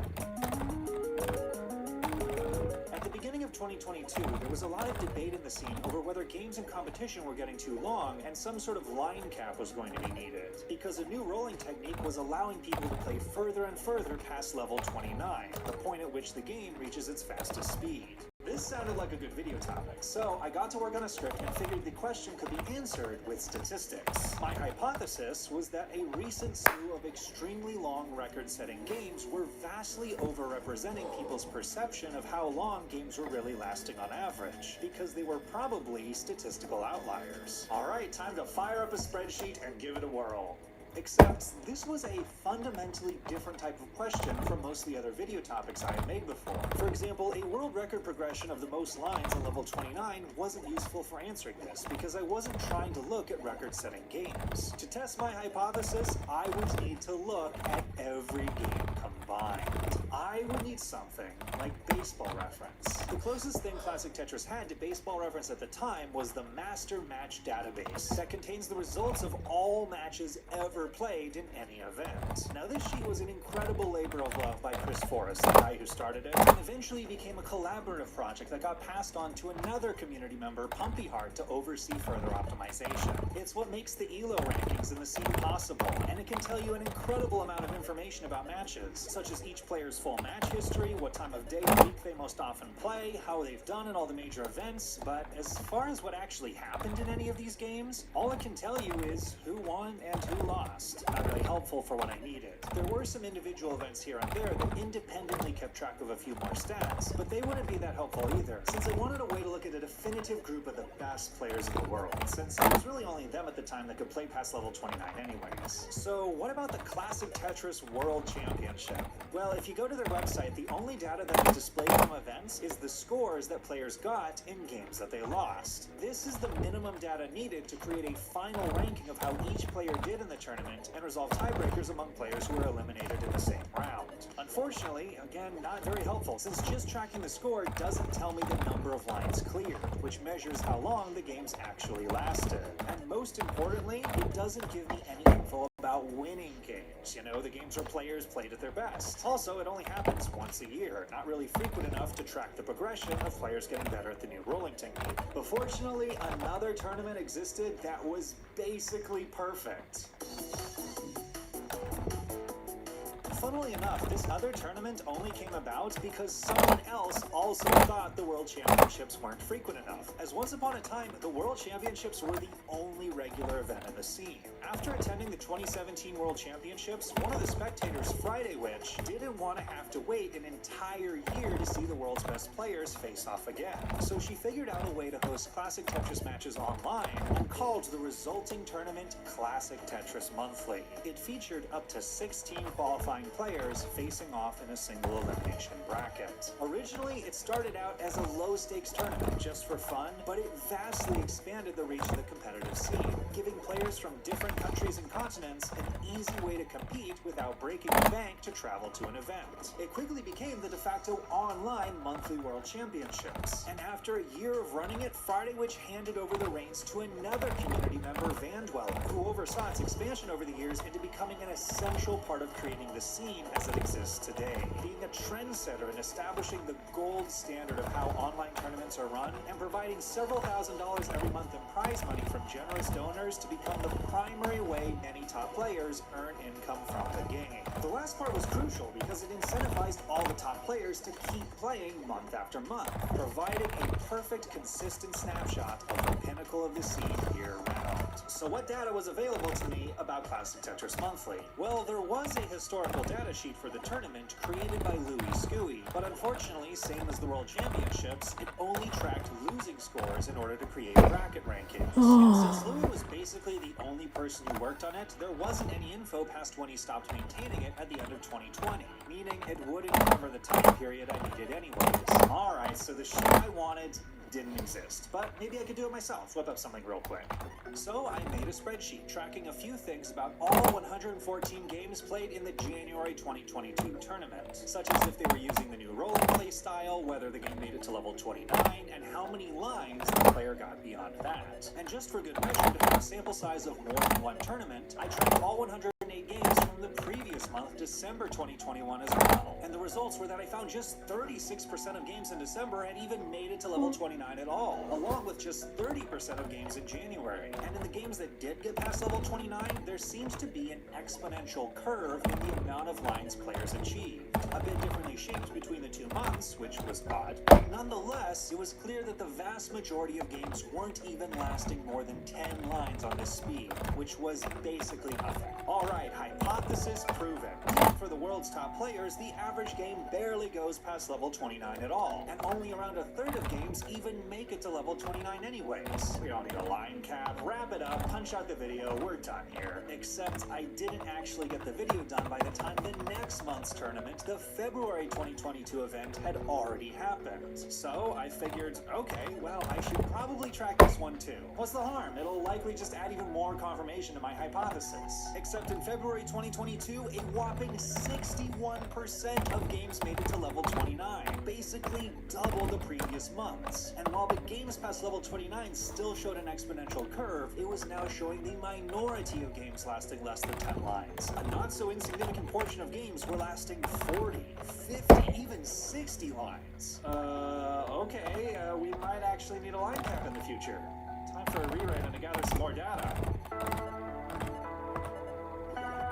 Over the next couple months, I would actually end up rewriting the script 4 more times as they kept logging data from each new tournament and slowly adding additional things to track. Eventually in August, after gathering 10 months of data, I finally finished the video with a verdict on the hypothesis. The biggest thing causing games to get longer was not people playing past level 29, but rather the much higher rate people were getting to level 29 in the first place, along with people continuing to play after they had already won. If you just didn't allow players to do that, the chances of seeing one of these outlier games is exponentially smaller, and it basically theoretically solves the time problem as long as organizers budget time instead around the rate at which people are getting to level 29. The biggest reason to really add a line cap was so games could continue to have a definitive climactic ending. But now, at this point, I had data on over 1,000 games of the best players in the world.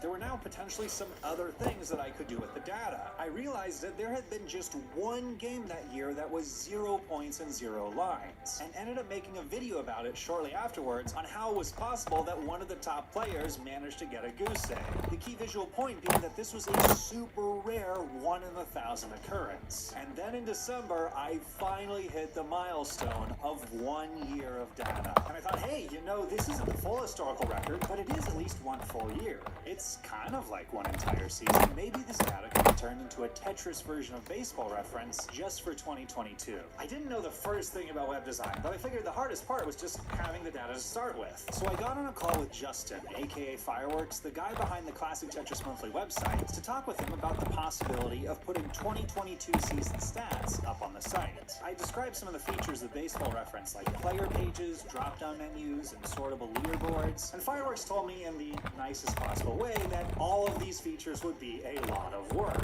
And if I wanted this to actually happen, my best chance would be to make a mock-up first and get people excited about it. So I made a mock-up and released it on the Classic Tetris Monthly Discord server, and it looks like this. Graphic design is important, y'all. I mean, I feel like there's a few cool stats and leaderboards on here, but overall aesthetically, it looks like. And for a few months, that was kind of the end of it. The data just statically sat there with that terrible looking front page, and nobody did much with it. But then at the beginning of May, there was finally discussion about transition scores on the Discord servers, where the statistics were actually relevant, and I was able to use them to add to the discussion. Then somebody asked me about comparing matches with and without same piece sets, and I realized that I couldn't because it wasn't something I had thought to track. So I put out a message asking for feedback on any more stats that would be useful to track, along with saying that if anyone wanted to help out, to please send me a DM. And then someone did. Marfram, who I got to meet at the 2021 Southern Qualifier and had been one of the primary people creating the Liquipedia pages for Classic Tetris, which archived all the historical brackets for most important tournaments, told me he'd be willing to help clean up the sheet and add stuff. And from that point on, everything changed. Marfram was a recent computer science graduate, along with being a spreadsheet and data analyst pro, and immediately started rearranging the columns into a much more logical order, and automating a ton of things so that only the bare minimum amount of info had to be added. And that was good, because a lot of additional things were now going to be tracked. As Marfram and I worked on catching the archive up to the present in 2023 and updating the previous months I did in 2022, Hydrant Dude also volunteered to join the team and help polish up some months. Hydrant Dude was actually the catalyst behind the current community leaderboard, and his advice and expertise were incredibly helpful. And now with all this momentum, there was suddenly a feeling that we weren't just going to stop with polishing up 2022. We were going to try and do everything. The whole history of Classic Tetris Monthly. Logging the entire history of Classic Tetris Monthly was going to be a gargantuan task, not just with the sheer amount of games to go through, but even finding recordings of all of them in the first place, because a lot of them weren't actually on the Classic Tetris Monthly official YouTube channel. And finding every game was important, because of course single-season sports records aren't just measured by the performance of a few games. You need every game from that season in order to measure the record. But even if we couldn't find every last game, finding as many complete months or years as possible would be ideal. It's a big deal for the Retro Sheet guys every time they get to mark another season off as 100% complete. In their latest update this summer, they triumphantly announced that 1973 was now fully archived, and they're still a bit frustrated that they're only missing 2 games from 1972. So to see what kind of work lay ahead, I did a quick initial survey of what CTM months were known to be publicly available. The first of the 4 major eras of CTM was the initial Friday Witch era, which lasted 8 months from December 2017 to July 2018. And incredibly, almost all of them were 100% preserved as highlighted VODs on Friday Witch's Twitch page where they were originally streamed.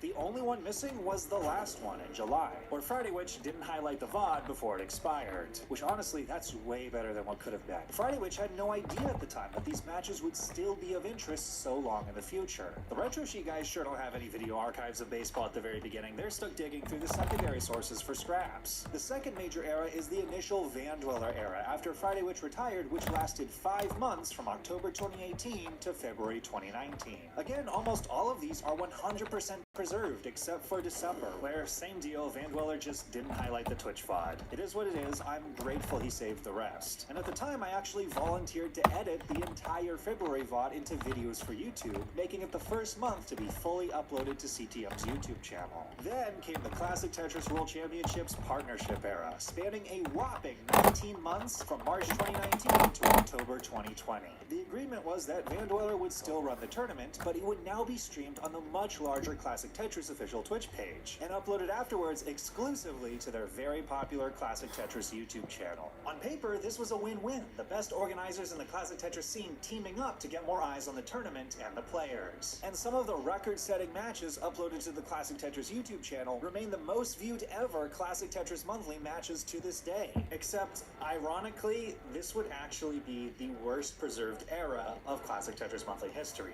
because they didn't actually upload every match. And a comment on one of the world record-setting matches they uploaded explains why. Due to a deep pipeline of video releases coming up, we will only be automatically uploading semis and finals of CTM. From there, we will include any matches from the rest of the bracket we feel deserve your attention. The brutal nature of Classic Tetris tends to make a large chunk of the matches pretty unremarkable. For instance, after beating Joseph and scoring 1.2 million, Ella lost to Richard 0-2 without managing to break 500k, so we didn't upload it. Now, as tough as this is from a historical perspective, I can understand the logic at the time. The CTWC organizers had a lot of live regional Tetris events to upload in addition to Classic Tetris Monthly, and if you clog up your YouTube channel with too much stuff, it waters down the viewership. You only want to upload the best. And at the time, nobody really cared about archiving everything. A few bad early round matches getting lost in the fray was no big deal. That's part of why I find it so fortunate in retrospect that we have almost all the early Friday Witch and Van Dweller stuff. Except the thing was, it wasn't just a few early round matches that got lost. As the Classic Tetris YouTube channel got behind on the uploads of all the different Tetris events, they started cutting material wherever they could. Some months for CTM they wouldn't upload any early round matches. Sometimes they'd upload only the finals. September 2019 had just 7% of its games available as a result. And some months where they were in the biggest crunch, they would just upload the entire VOD unedited, or they wouldn't upload anything at all. Either the most or least ideal outcome depending on the month. Fortunately, in March 2020, they made a big push to start uploading everything. And for a few months, they kept it up, but then fell behind again and whiffed on uploading anything in September or October. But okay, what about the fourth and final era? By far the longest, spanning 30 months to the present day. This one has perhaps the most complicated history of all. So the thing about the CTWC partnership era is that CTWC was uploading what had come to be called the Masters event, the highest tiered tournament with the top 16 qualifying players. But by that point, Classic Tetris Monthly had for a long time been also hosting a ton of other lower tiered tournaments for players outside the top 16, and nothing was being done with the broadcasts of these events. So the Roblox YouTuber Mayonnaise, who also played Classic Tetris and was a regular participant in the lower tiers, offered to lend his YouTube uploading expertise and resurrect the dormant Classic Tetris Monthly YouTube channel, and started uploading some of the lower tiered tournaments there. But in December 2020, suddenly the Classic Tetris Twitch page had a sponsored tournament with a major donor that needed to happen on the same day that Classic Tetris Monthly always held its Masters event. And it became clear that the numerous events that CTWC constantly had scheduled was no longer going to work with CTM's schedule. So Classic Tetris Monthly went independent again, and Remainings could actually upload the Masters event to their YouTube channel now. Except he didn't actually get around to uploading any of the videos after this point. But crucially, month after month, he did save all of them to his hard drive. Pumpy Heart had joined the CTM staff at this point and was highlighting some of the Twitch VODs, but for a few months there were still quite a few gaps in what was publicly preserved. Finally, at the end of the summer of 2021, Pumpy Heart would resurrect the CTM YouTube channel for good, uploading the several-month backlog from the beginning of when CTM went independent and getting a hold of all the VODs Remainings had saved to fill in the gaps, meaning everything from these months got 100% preserved. From that month forward, every match, every month would get diligently uploaded by Pumpy Heart. He was quickly promoted to co-admin of Classic Tetris Monthly and took over coordinating much of the tournament's schedule and logistics, along with guiding a protege, Dan Vinke, on how to maintain the YouTube channel channel once he eventually needed to step down. The last event Pumpy Heart helped coordinate was in effect a big finale. The first time the Classic Tetris Monthly Masters event would be held live in Austin, Texas, dubbed the 2023 Lone Star Championship. Players from multiple countries traveled out to be involved and participate, but due to time constraints, some matches had to be held off-stream for the first time in the event's history. Even then, Pumpy Heart made sure those matches were recorded on a staff member's cell phone. So although Pumpy Heart was not co-admin the entire time, I'm calling this the Van Dweller and Pumpy Heart era because Pumpy Heart is a true archivist through and through and a hero of this project. He's the kind of person Classic Tetris Monthly had always needed in its corner. But of course, he hadn't been around for all of Classic Tetris Monthly. So with the current state of things, we had 85% of all games accounted for, and that left 15% seemingly lost. How could we get data on these games? We'd need to somehow find the original missing videos. The first and most obvious place to start would be the CTWC organizers who uploaded the VODs to their channel. Except here's the painful thing. Several years ago, Dog, an eventual two-time world champion, was wondering if he could go back and watch the first time he ever participated in Classic Tetris Monthly, since that match never got uploaded. So I actually reached out to the organizers at the time, and one of them, Adam Cornelius, actually sent me some of the missing months in their entirety on Dropbox, which I then shared back on the Discord server. Except an archival project like this didn't exist yet at the time, so nobody thought to save the VODs. When I went back to go check the Dropbox link, of course, it turned out to be dead. Oh, that's totally on me. We ended up reaching out again, and this time in an initial check, one of the organizers, Vince, couldn't find anything. We were told it might be possible the VODs exist on other hard drives they may have somewhere, but there's no guarantee anything is still there, as they may have been removed to save space long ago. And understandably, it's not their top priority to go digging for these right now, as another World Championships is right around the corner. So it looks like we'd have to dig elsewhere. And then I realized I actually did have one missing month on my hard drive. In March 2019, one of the only months I actually qualified for the main tournament, I faced off against the then world champion Joseph Saley in the first round. And because it wasn't a very competitive match, it didn't get uploaded. But it was a meaningful match to me, so I had saved the whole VOD and kept it around. Alright, that at least got us one more month. Did anyone else happen to privately save months they participated in? As a matter of fact, at least one other person did. DNQZ had made the finals and semifinals in each of the first 2 months he participated, and had recorded his desktop while the stream was going the whole time, uploaded them to YouTube Unlisted, and forgotten about them until now. One of them literally had just one view, presumably DNQZ's, when he sent it to me. So filling out those months added 182 additional games to the archive, and bumped it up from 85 to 88% complete. Could we possibly go any further? Now sources start to get even more obscure. Back around this time period, I made recap videos of the Masters events and had actually done a recap of September 2020, one of the completely missing months. I dug through my hard drive and found that I'd recorded around 25 minutes of footage from that month of highlight moments and random clips from matches for B-roll by skipping around the whole VOD on Twitch. Sadly, I didn't just download the whole VOD at the time because I was concerned about hard drive space. It wasn't much, but it did provide at least some stats from that month. And finally, there was the most obscure and difficult source of all.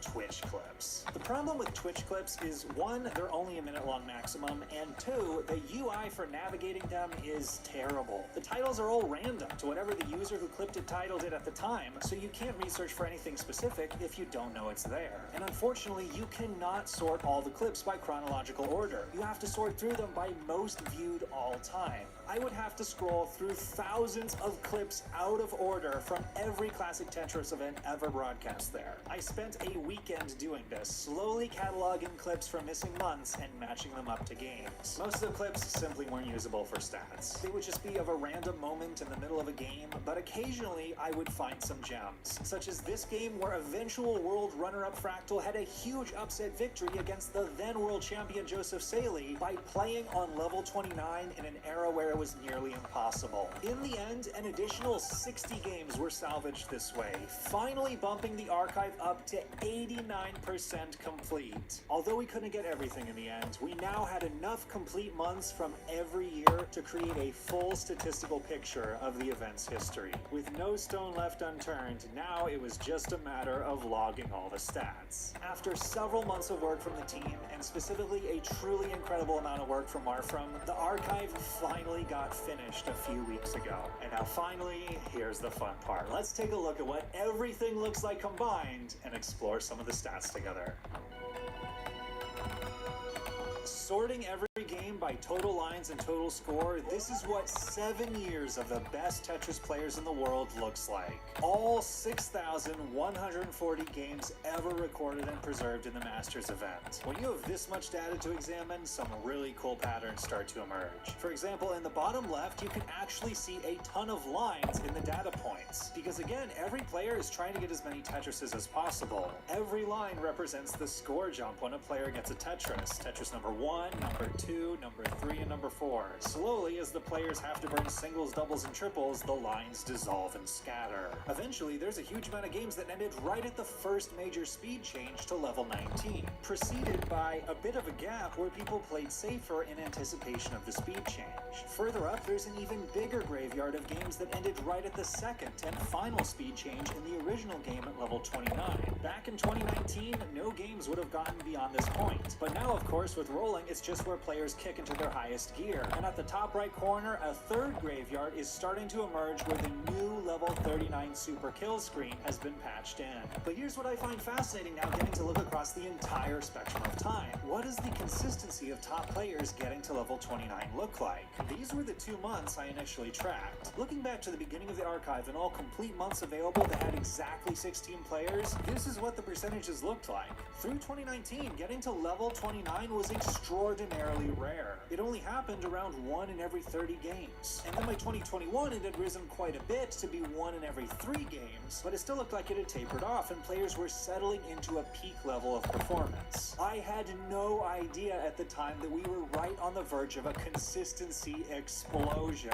Some months in recent years reached as high as 3 in 4 games getting to level 29, peaking at 78% in August 2023. That is the power of context. My initial study at the beginning of 2022 would have been woefully uninformed had I put it out at the time. What about the score progression? You know, the ultimate thing that wins games. As it turns out, in the very first month of the tournament in 2017, the average score was just 194,000, and it peaked at over 1.1 million in August 2022.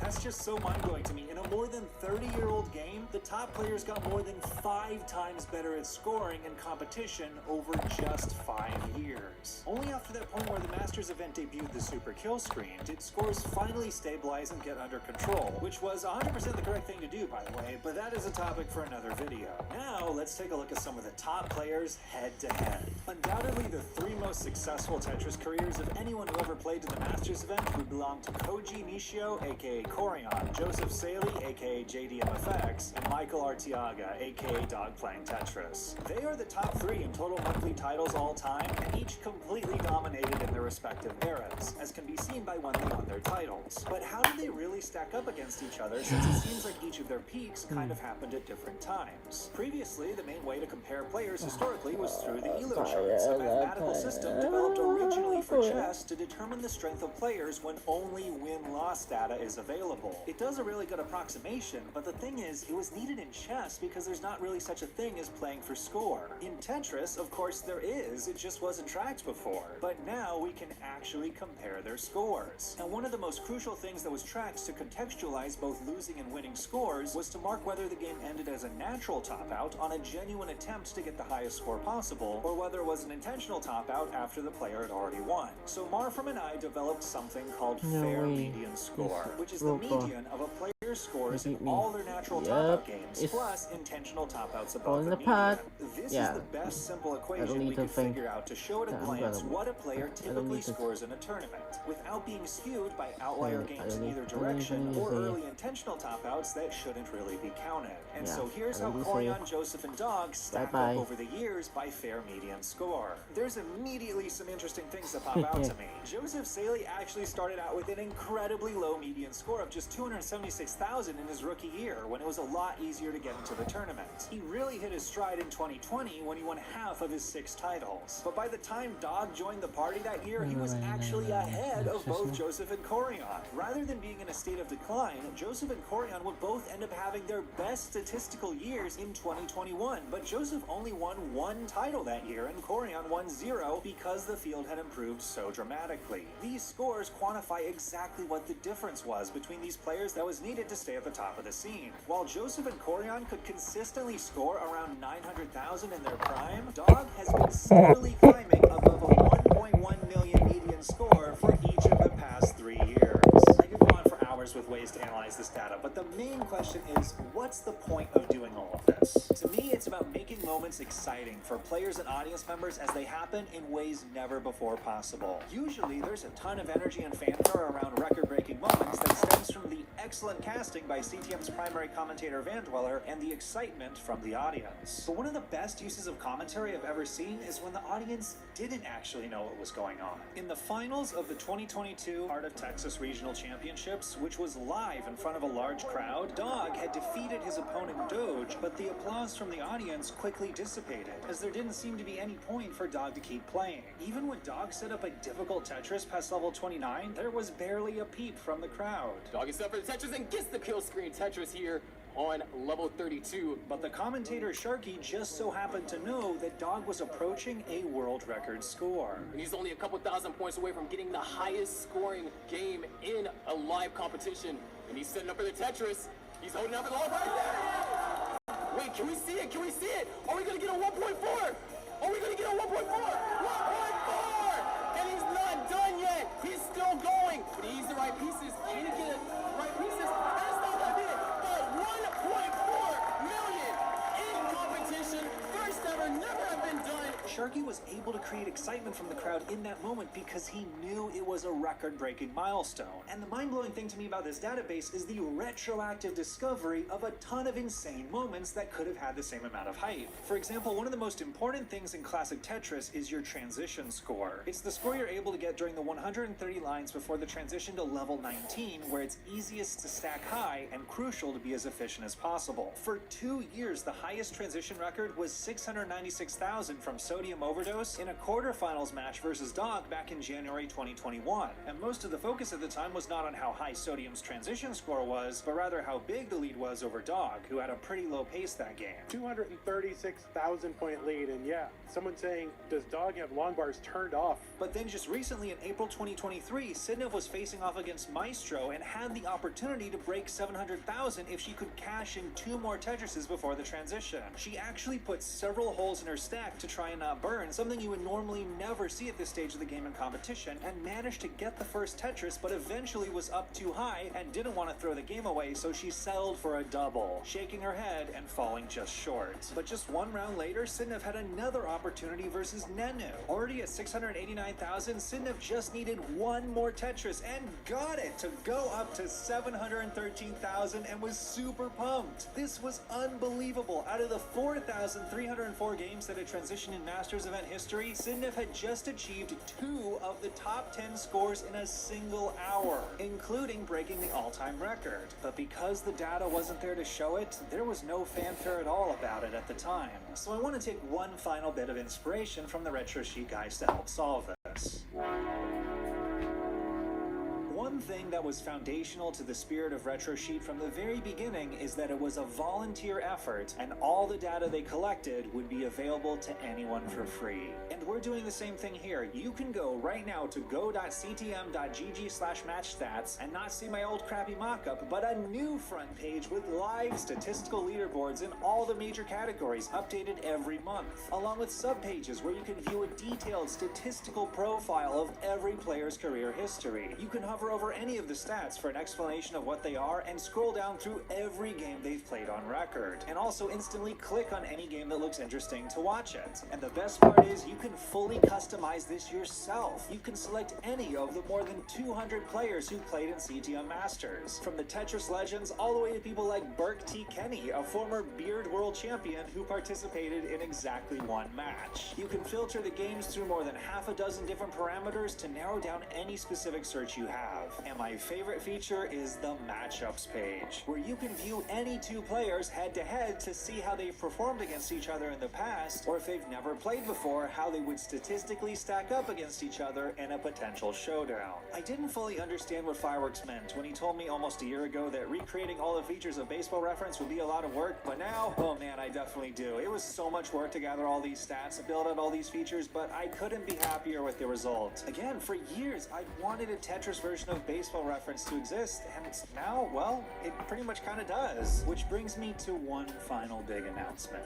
This project would not have been possible without countless people over the years, from all the people who originally ran and participated in the tournaments, to the people who archived all the videos, to the people who made the previous sheets in the past that inspired this one. But the most crucial person by far in finally getting this project over the hump and finished at the end has been Marfrum. And as we worked more together, we realized we really connected on a passion for data analysis and telling stories about it. So, as of quite recently, I've brought him on as the first part-time hire to help me out regularly with every video on this channel. He's already done a ton of awesome work prepping background research on upcoming scripts, including many that make use of all the new data that's now available. And so in order to be able to compensate him for his time and keep having him aboard, I've finally launched a Patreon page for this channel. This was something I've held off doing for a long time because I wanted to do it for the right reason. If you've watched this channel for a while, you know I haven't uploaded videos as often as I would have liked to over the years. And uploading more was not so much of a money issue as a time issue. It takes countless hours not just to edit these videos, but also to stay up to date with everything happening in the first place. I've always tried to push commentary and analysis of the scene forwards by doing these big projects to analyze things in new ways that end up taking forever. And although I've had many people generously help me out on specific things with individual videos in the past, what I really needed to do was hire someone to help on a regular basis. And while it took a long time to find the right person, Marfrum was the perfect match. But that's not all I'd be able to do with additional funding. I've used most of the revenue from this channel over the years for my fiancée Una and I to be able to attend the World Championships each year and attend many regional events. And I always document the experience of each one. I'm currently a bit backed up on getting the videos out about each of them, but the photo galleries I take are always up for the public very quickly. Most of the photos I used in this video were actually ones I took myself at regional events. And I'd love to be able to continue to do this and expand on it. Like, it's a bucket list item for me now to go to the Tetris DAS World Championships in Europe and document the experience of that event, and Patreon funding can help make that happen. So I've split up the Patreon into 3 tiers. So the first tier, you get your name in the credits and detailed updates on the progress of each video. The main video I'll be working on for the rest of September is my experience at the 2022 World Championships. On the second tier, you can actually vote frequently for what the next video will be. If there's a video I've had on the back burner for a while, like part 2 of the line cap video, or a vlogumentary of a specific event I attended in the past, or an entirely original idea by you can vote to make it happen. You also get behind the scenes features like the original scripts, material that I cut out of videos or vlogs, or extra little odds and ends. Currently on that tier, I've posted all the original Tetris remixes I've made as soundtracks for videos over the years. And the third tier is there if you have the means and would like to sponsor a video. So check out the links in the description to both the Match Stats database and the Patreon page if you're interested. Thanks so much for watching, and see you in the next video.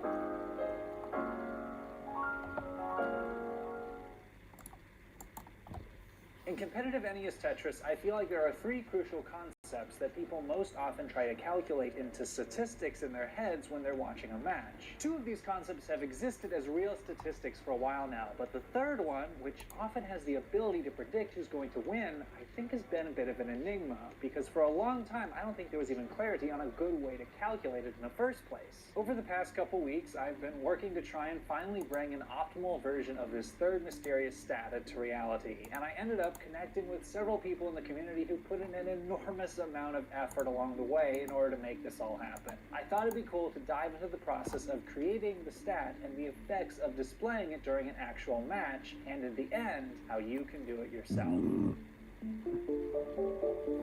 One of the biggest enhancements that graphical overlays for sports in general can provide is easy access to the most relevant statistics, all calculated out in real time, so your brain doesn't have to spend time trying to keep track of them and can focus more on the gameplay itself. And when those stats aren't on screen, you can notice that commentators will compensate by trying to mentally calculate the stats themselves and incorporate them into the commentary. It takes some of the mental pressure off the audience, but it creates more work for the commentator. And you can tell which stats are most relevant by how often commentators will try to do it for any particular stat. At the beginning I said I felt like there were mainly 3 of those for NES Tetris, and those 3 statistics are the score lead. Jonah's still in the lead by about 20,000 points. The Tetris lead. That boy's up by about a Tetris and a half. And finally the pace lead. He has burned his way out of this, but he's at 227 lines. Sodium with the better pace right now. The pace lead is going to be the main focus of this video, but let's quickly go through the first 2 stats since these all build off each other. So the score lead is the simplest by far. It's just the difference in scores between the 2 players. This is not something you see a lot of in traditional sports because the scores are small and don't change very fast. But in NES Tetris, when you're dealing with rapidly changing numbers that are often 6 or even 7 digits long, it's helpful to just have a hand, so you don't have to be doing mental arithmetic every 2 seconds. Dow still down by so much. 787 to 421. Number's so big I can't even calculate it in my head. And this was something that wasn't part of the original World Championships broadcast, because when you're just transmitting the raw feed of 2 separate console games that aren't connected to each other, the only statistics on screen are the piece distribution counts, which are only really helpful in telling if someone is getting screwed with the piece lock. Starting in 2015, tech lead Trey Harrison developed a program called TreyVision that redrew the original signal from the console in HD and added a score difference stat at the top, which has now become a fixture of the overlay for official events. Over the years, he's also added some fun bonuses as well, such as a drought counter, a burn counter, and a post-game analysis chart. And last year, after considerable effort, he was able to make a browser-based version for the 2020 World Championships Online. Next, the Tetris lead is an offshoot of the score lead and helps put the lead into perspective. Since Tetrises are worth 4 times as much as triples and orders of magnitude more than singles and doubles, Tetrises are what's actually relevant most of the time. Knowing how many Tetrises you have to score is the most helpful when one player has topped out and the other player has to chase down their score. The difficult thing about doing math in your head is the value of a Tetris changes as the levels get higher, going from 22,800 points at level 18 to 36,000 points by the time you enter the level 29 kill stream. There's an example of this in the most viewed classic Tetris match of all time, which recently shot to the front page of Reddit the other week. Boom! Tetris for Joseph!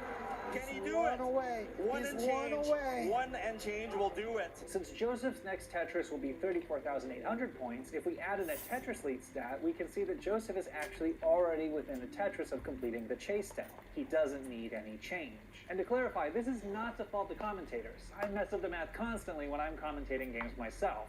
It's really hard to do on the spot. So when I started doing recaps of the biggest online classic Tetris tournament, the CTM Masters event, it felt like a natural choice to add in the 2 stats of score lead and Tetris lead, which would help me a lot in pointing stuff out when I recorded commentary and analysis for the highlights. At first, for the Tetris lead, I would just divide the score difference by the value of the Tetris on the level of the trailing player, because it was easier to manually calculate that way. But the problem is that when you score Tetrises, you move up in levels and the Tetrises will be worth more, so large Tetris leads would be a little bit inflated. This is the first part where not being a computer science student with any experience in programming really limited me. Fortunately, Zeal, who's done a lot of work to create statistical overlays of individual games, created this spreadsheet where if you enter in the score deficit and the current line the trailing player is on, it will keep track of the level and keep adding on Tetrises until the total value is bigger than the deficit, then calculate the fraction on the final Tetris and spit out the results, allowing me to be able to add it accurately to the highlight reels. And then finally, there is the pace stat. The purpose of this stat is to give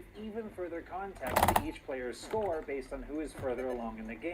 The reason this matters is every NES Tetris game has a time limit. On a level 18 start, each player gets 230 lines before they enter level 29, which is so fast that it ends the game for almost everyone, but even if you're one of the select few hyper-tappers that can play further, it's still incredibly difficult, and if you're trying to win a match, you'd really prefer not to rely on points gotten past 29.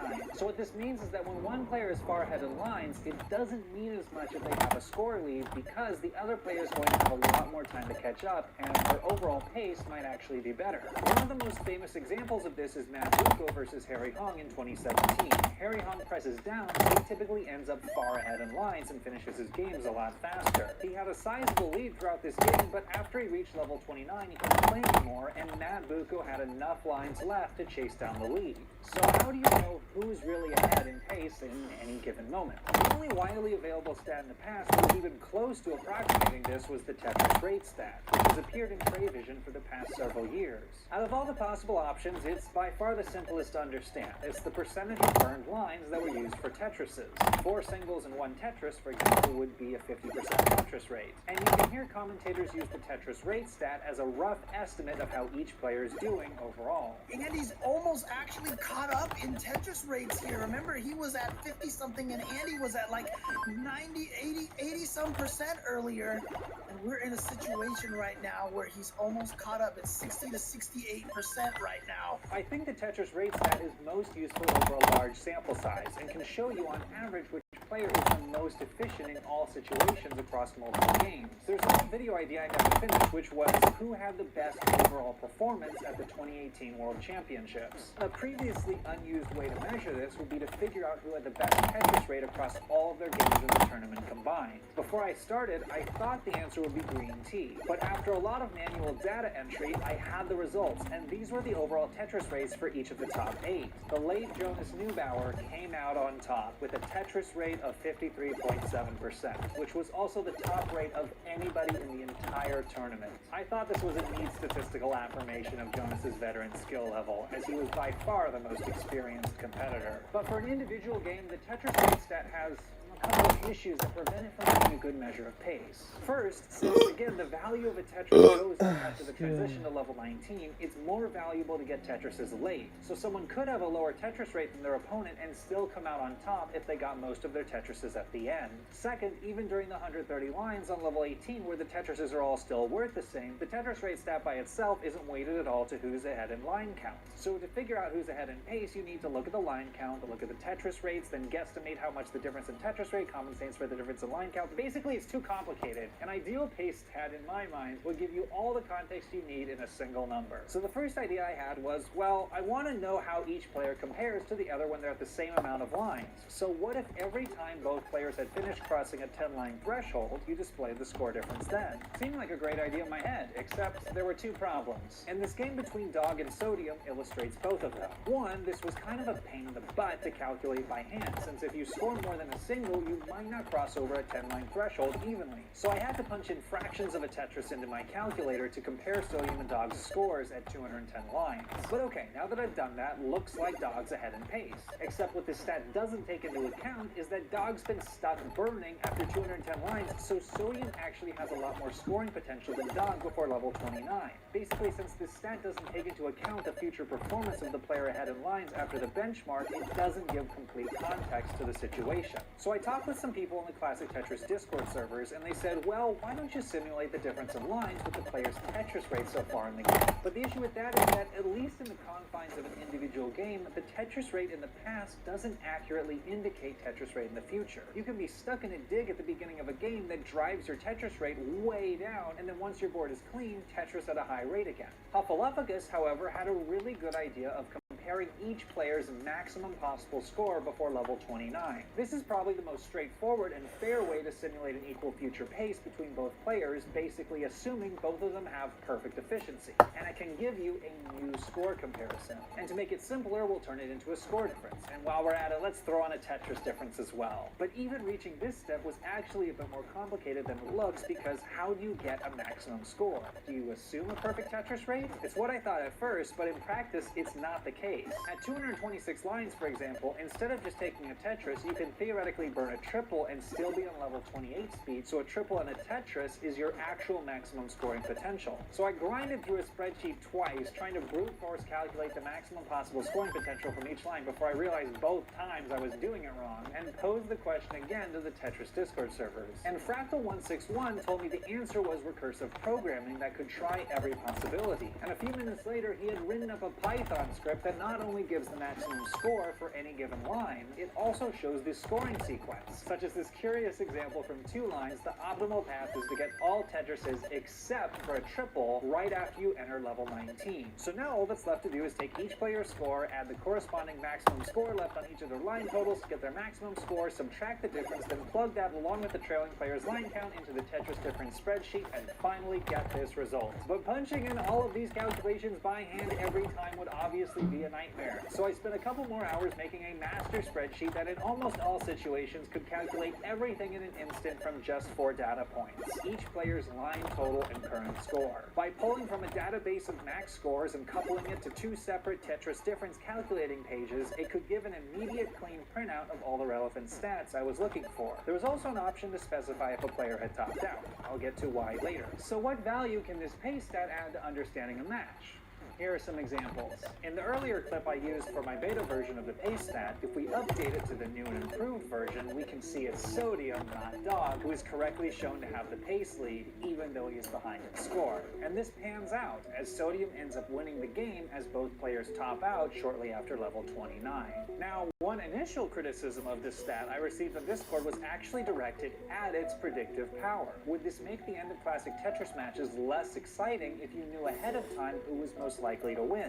I'd say no, because while the pace stat does reveal a presumptive winner in traditionally intense games where the score is close but the line count is not, it also makes a lot of other different games a lot more exciting. One example of this is Game 3 between Brendan and Jake in the September 2020 CTM Finals. Jake has an enormous score lead, but Brendan is actually really close in pace, and you can see the true margin of their scoring potential rise and fall as Jake and Brendan trade burns going into the final levels. If Brendan had a way to know how close the game really was, he might have been able to play a little bit more aggressive and catch up in pace instead of being stuck having to make up one Tetris on level 29. So that's a situation where a failed comeback that seemed hopeless was actually on the verge of being possible the whole time. But the pace stat can also work in the other direction as well, revealing some situations to be far more dire than they initially seem and making comebacks even more impressive. In this game I restreamed for Hufflepuffus and Paul in Classic Tetris League. Paul has a big score lead, but an even bigger pace lead. This kind of difference this late in the game should be nearly insurmountable. But from this point out, Hufflepuffus played perfect, reaching his maximum possible score and then some, even managing to gain some additional pace back with a few lines on level 29, with Paul just barely able to win by 2,000 points with a final Tetris he almost didn't get. Huff turned what should have been a rout into a photo finish. So why is there an option in the spreadsheet to designate if someone's topped out? Well, if somebody topped out before level 29, their current score becomes their maximum potential score because they can't actually score anymore at this point, and it makes more sense to compare their current score to their opponent's maximum score for chase down. The Jonas and Joseph game is a prime example of this and shows just how much a premature top out can swing the momentum. Jonas was far ahead in pace until he topped out at level 26, and suddenly the pace lead jumps to Joseph. But he's still not in the clear yet, as he ideally has to chase down Jonas's score before 29, and every time he burns, the pace gap gets smaller, showing just how much of a margin he has to spare. I think overall the pace stat puts the endgame into perspective far better for viewers and commentators. In the Buko and Harry Hong game, at one point the commentator says this: At this speed, it might not be possible for him to catch up. If we plug in the pace stat, not only can we see that it's still very possible, we can see exactly how much of a margin Buko has available to burn before level 29. So are there any further issues or biases with this version of the stat? Well, there's a slight bias towards the player behind in lines because they're given a larger percentage of their game that's assumed to be maximum efficiency when calculating maximum score. However, I think this is a fair concession to have in the stat, since the player behind in lines does have the advantage of knowing how aggressive to play at the end, and can attempt to play perfect if they really need to. It also shows directly what's possible in the chase down so that the margin is easily understandable, and I find that more valuable than the much rougher alternative of trying to simulate someone's Tetris rate. However, the biggest issue is that even with the spreadsheet to help out with the number crunching, it still takes a long time to generate these statistics manually, since I have to pause the game every time someone burns, type in the numbers, and then copy and paste everything over. It's tedious to do to the point where it only really makes sense to do it for brief highlights and not really practical to ever do it across an entire game. In a perfect world, theoretically, there'd be a computer program that could automatically read all the numbers, crunch the statistics, and overlay them on top of the final video at a single push of a button.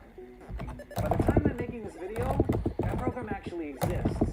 As it turns out, with many attempts at automation though, it ended up being the hardest and longest part of the process. I started by reaching out to Twitch streamer Yobi9, who had programmed an incredible layout for Super NES Tetris that keeps track of nearly every aspect of the game that one could think of. I asked him if the program I was thinking of was even possible, and he said, yeah, absolutely. In fact, as luck would have it, he had just finished making a program that could add the Tetris rate statistic to footage from Chris Higgins' documentary about the 2014 World Championships, building off the work that Zeal had previously done with Nestris OCR, another open source program that can read game data from single-player Tetris gameplay. I wasn't expecting him to actually make the program I had in mind, but since so much of the groundwork was already done, he told me he'd whip up something real quick, and within a few hours he sent me a first proof of concept. But my inexperience with programming was a bit of a roadblock on the way to actually testing it. First, I had to download the correct version of Python, which was not the most recent one, and it turns out if you download the wrong version and uninstall it, it won't actually remove the installation files from your computer, and it will quietly mangle the ability for future installations to work properly.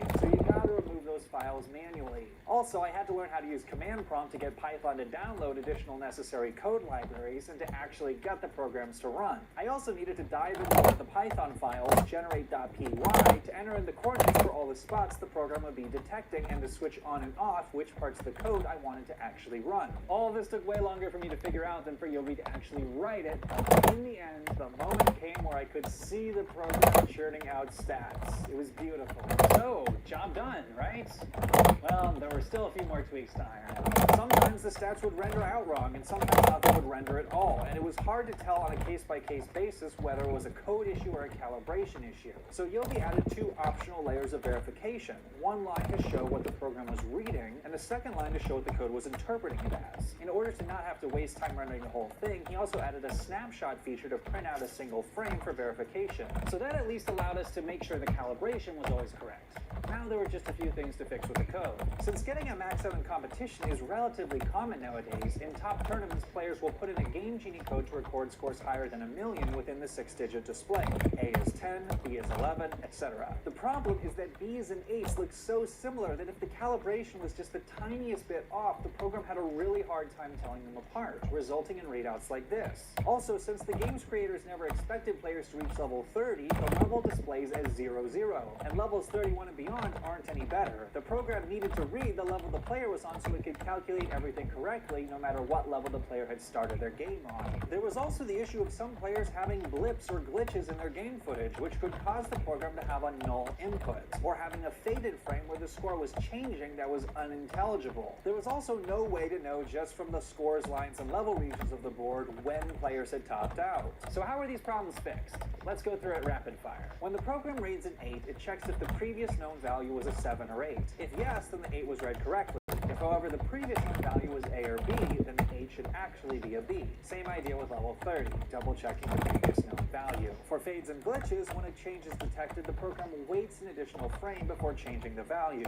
And for top outs, when you're on the stencil, those regions eventually turn into the rocket screen, so when the program detects more than 5 frames in a row of nothing, it assumes a top out. After several days of beta testing and Yobi painstakingly fixing every issue that came up, the program could finally render out entire games beautifully. Historical games like Joseph and Greenpeace's first double max out in competition, now I can add additional stats in minutes instead of hours. So huge thanks to everyone who contributed along the way to make this possible, especially Fractal161, Zeal, and of course Yobi9 for going above and beyond to actually make the program. He's released it as an open source project on GitHub, and there will be a link in the description if you want to check it out. Now there's one last thing to address. Rendering out stats on historical games is great for post-game analysis, but the true holy grail would be to have these stats rendered out in real time during the matches for the benefit of the audience, commentators, and players.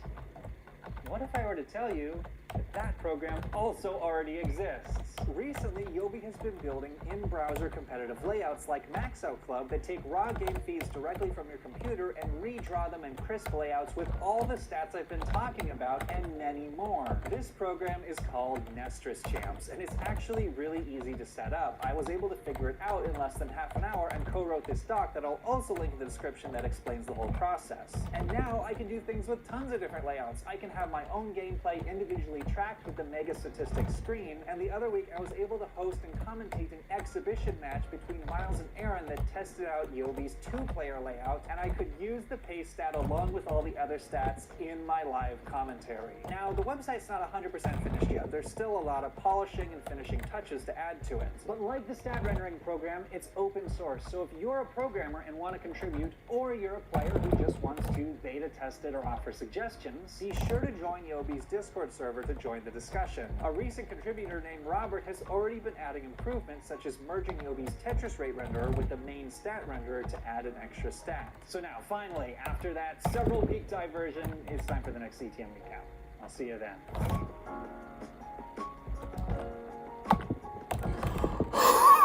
Oh.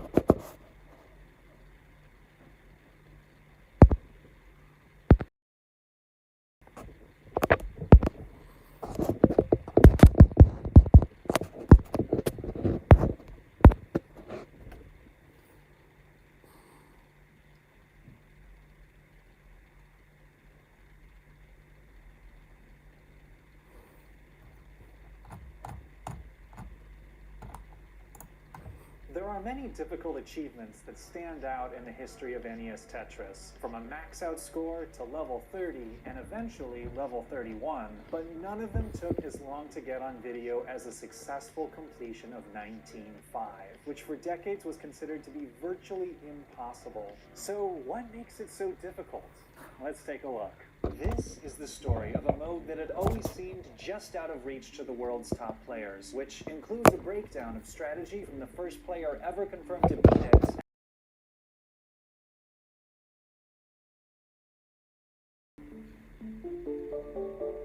The first thing to understand about 19.5 is that it's played on the second mode of the game. The NES Tetris games seen in the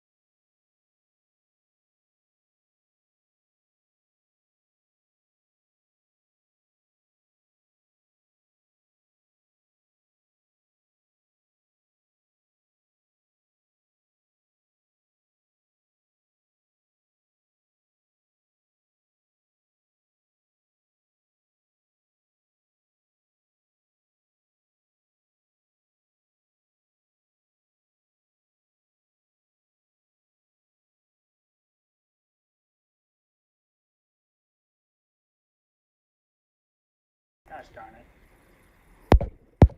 Yes. Jeez. Now 18-5. Do I even want to attempt this one? Oh gosh. Yikes. Alright, there's one line.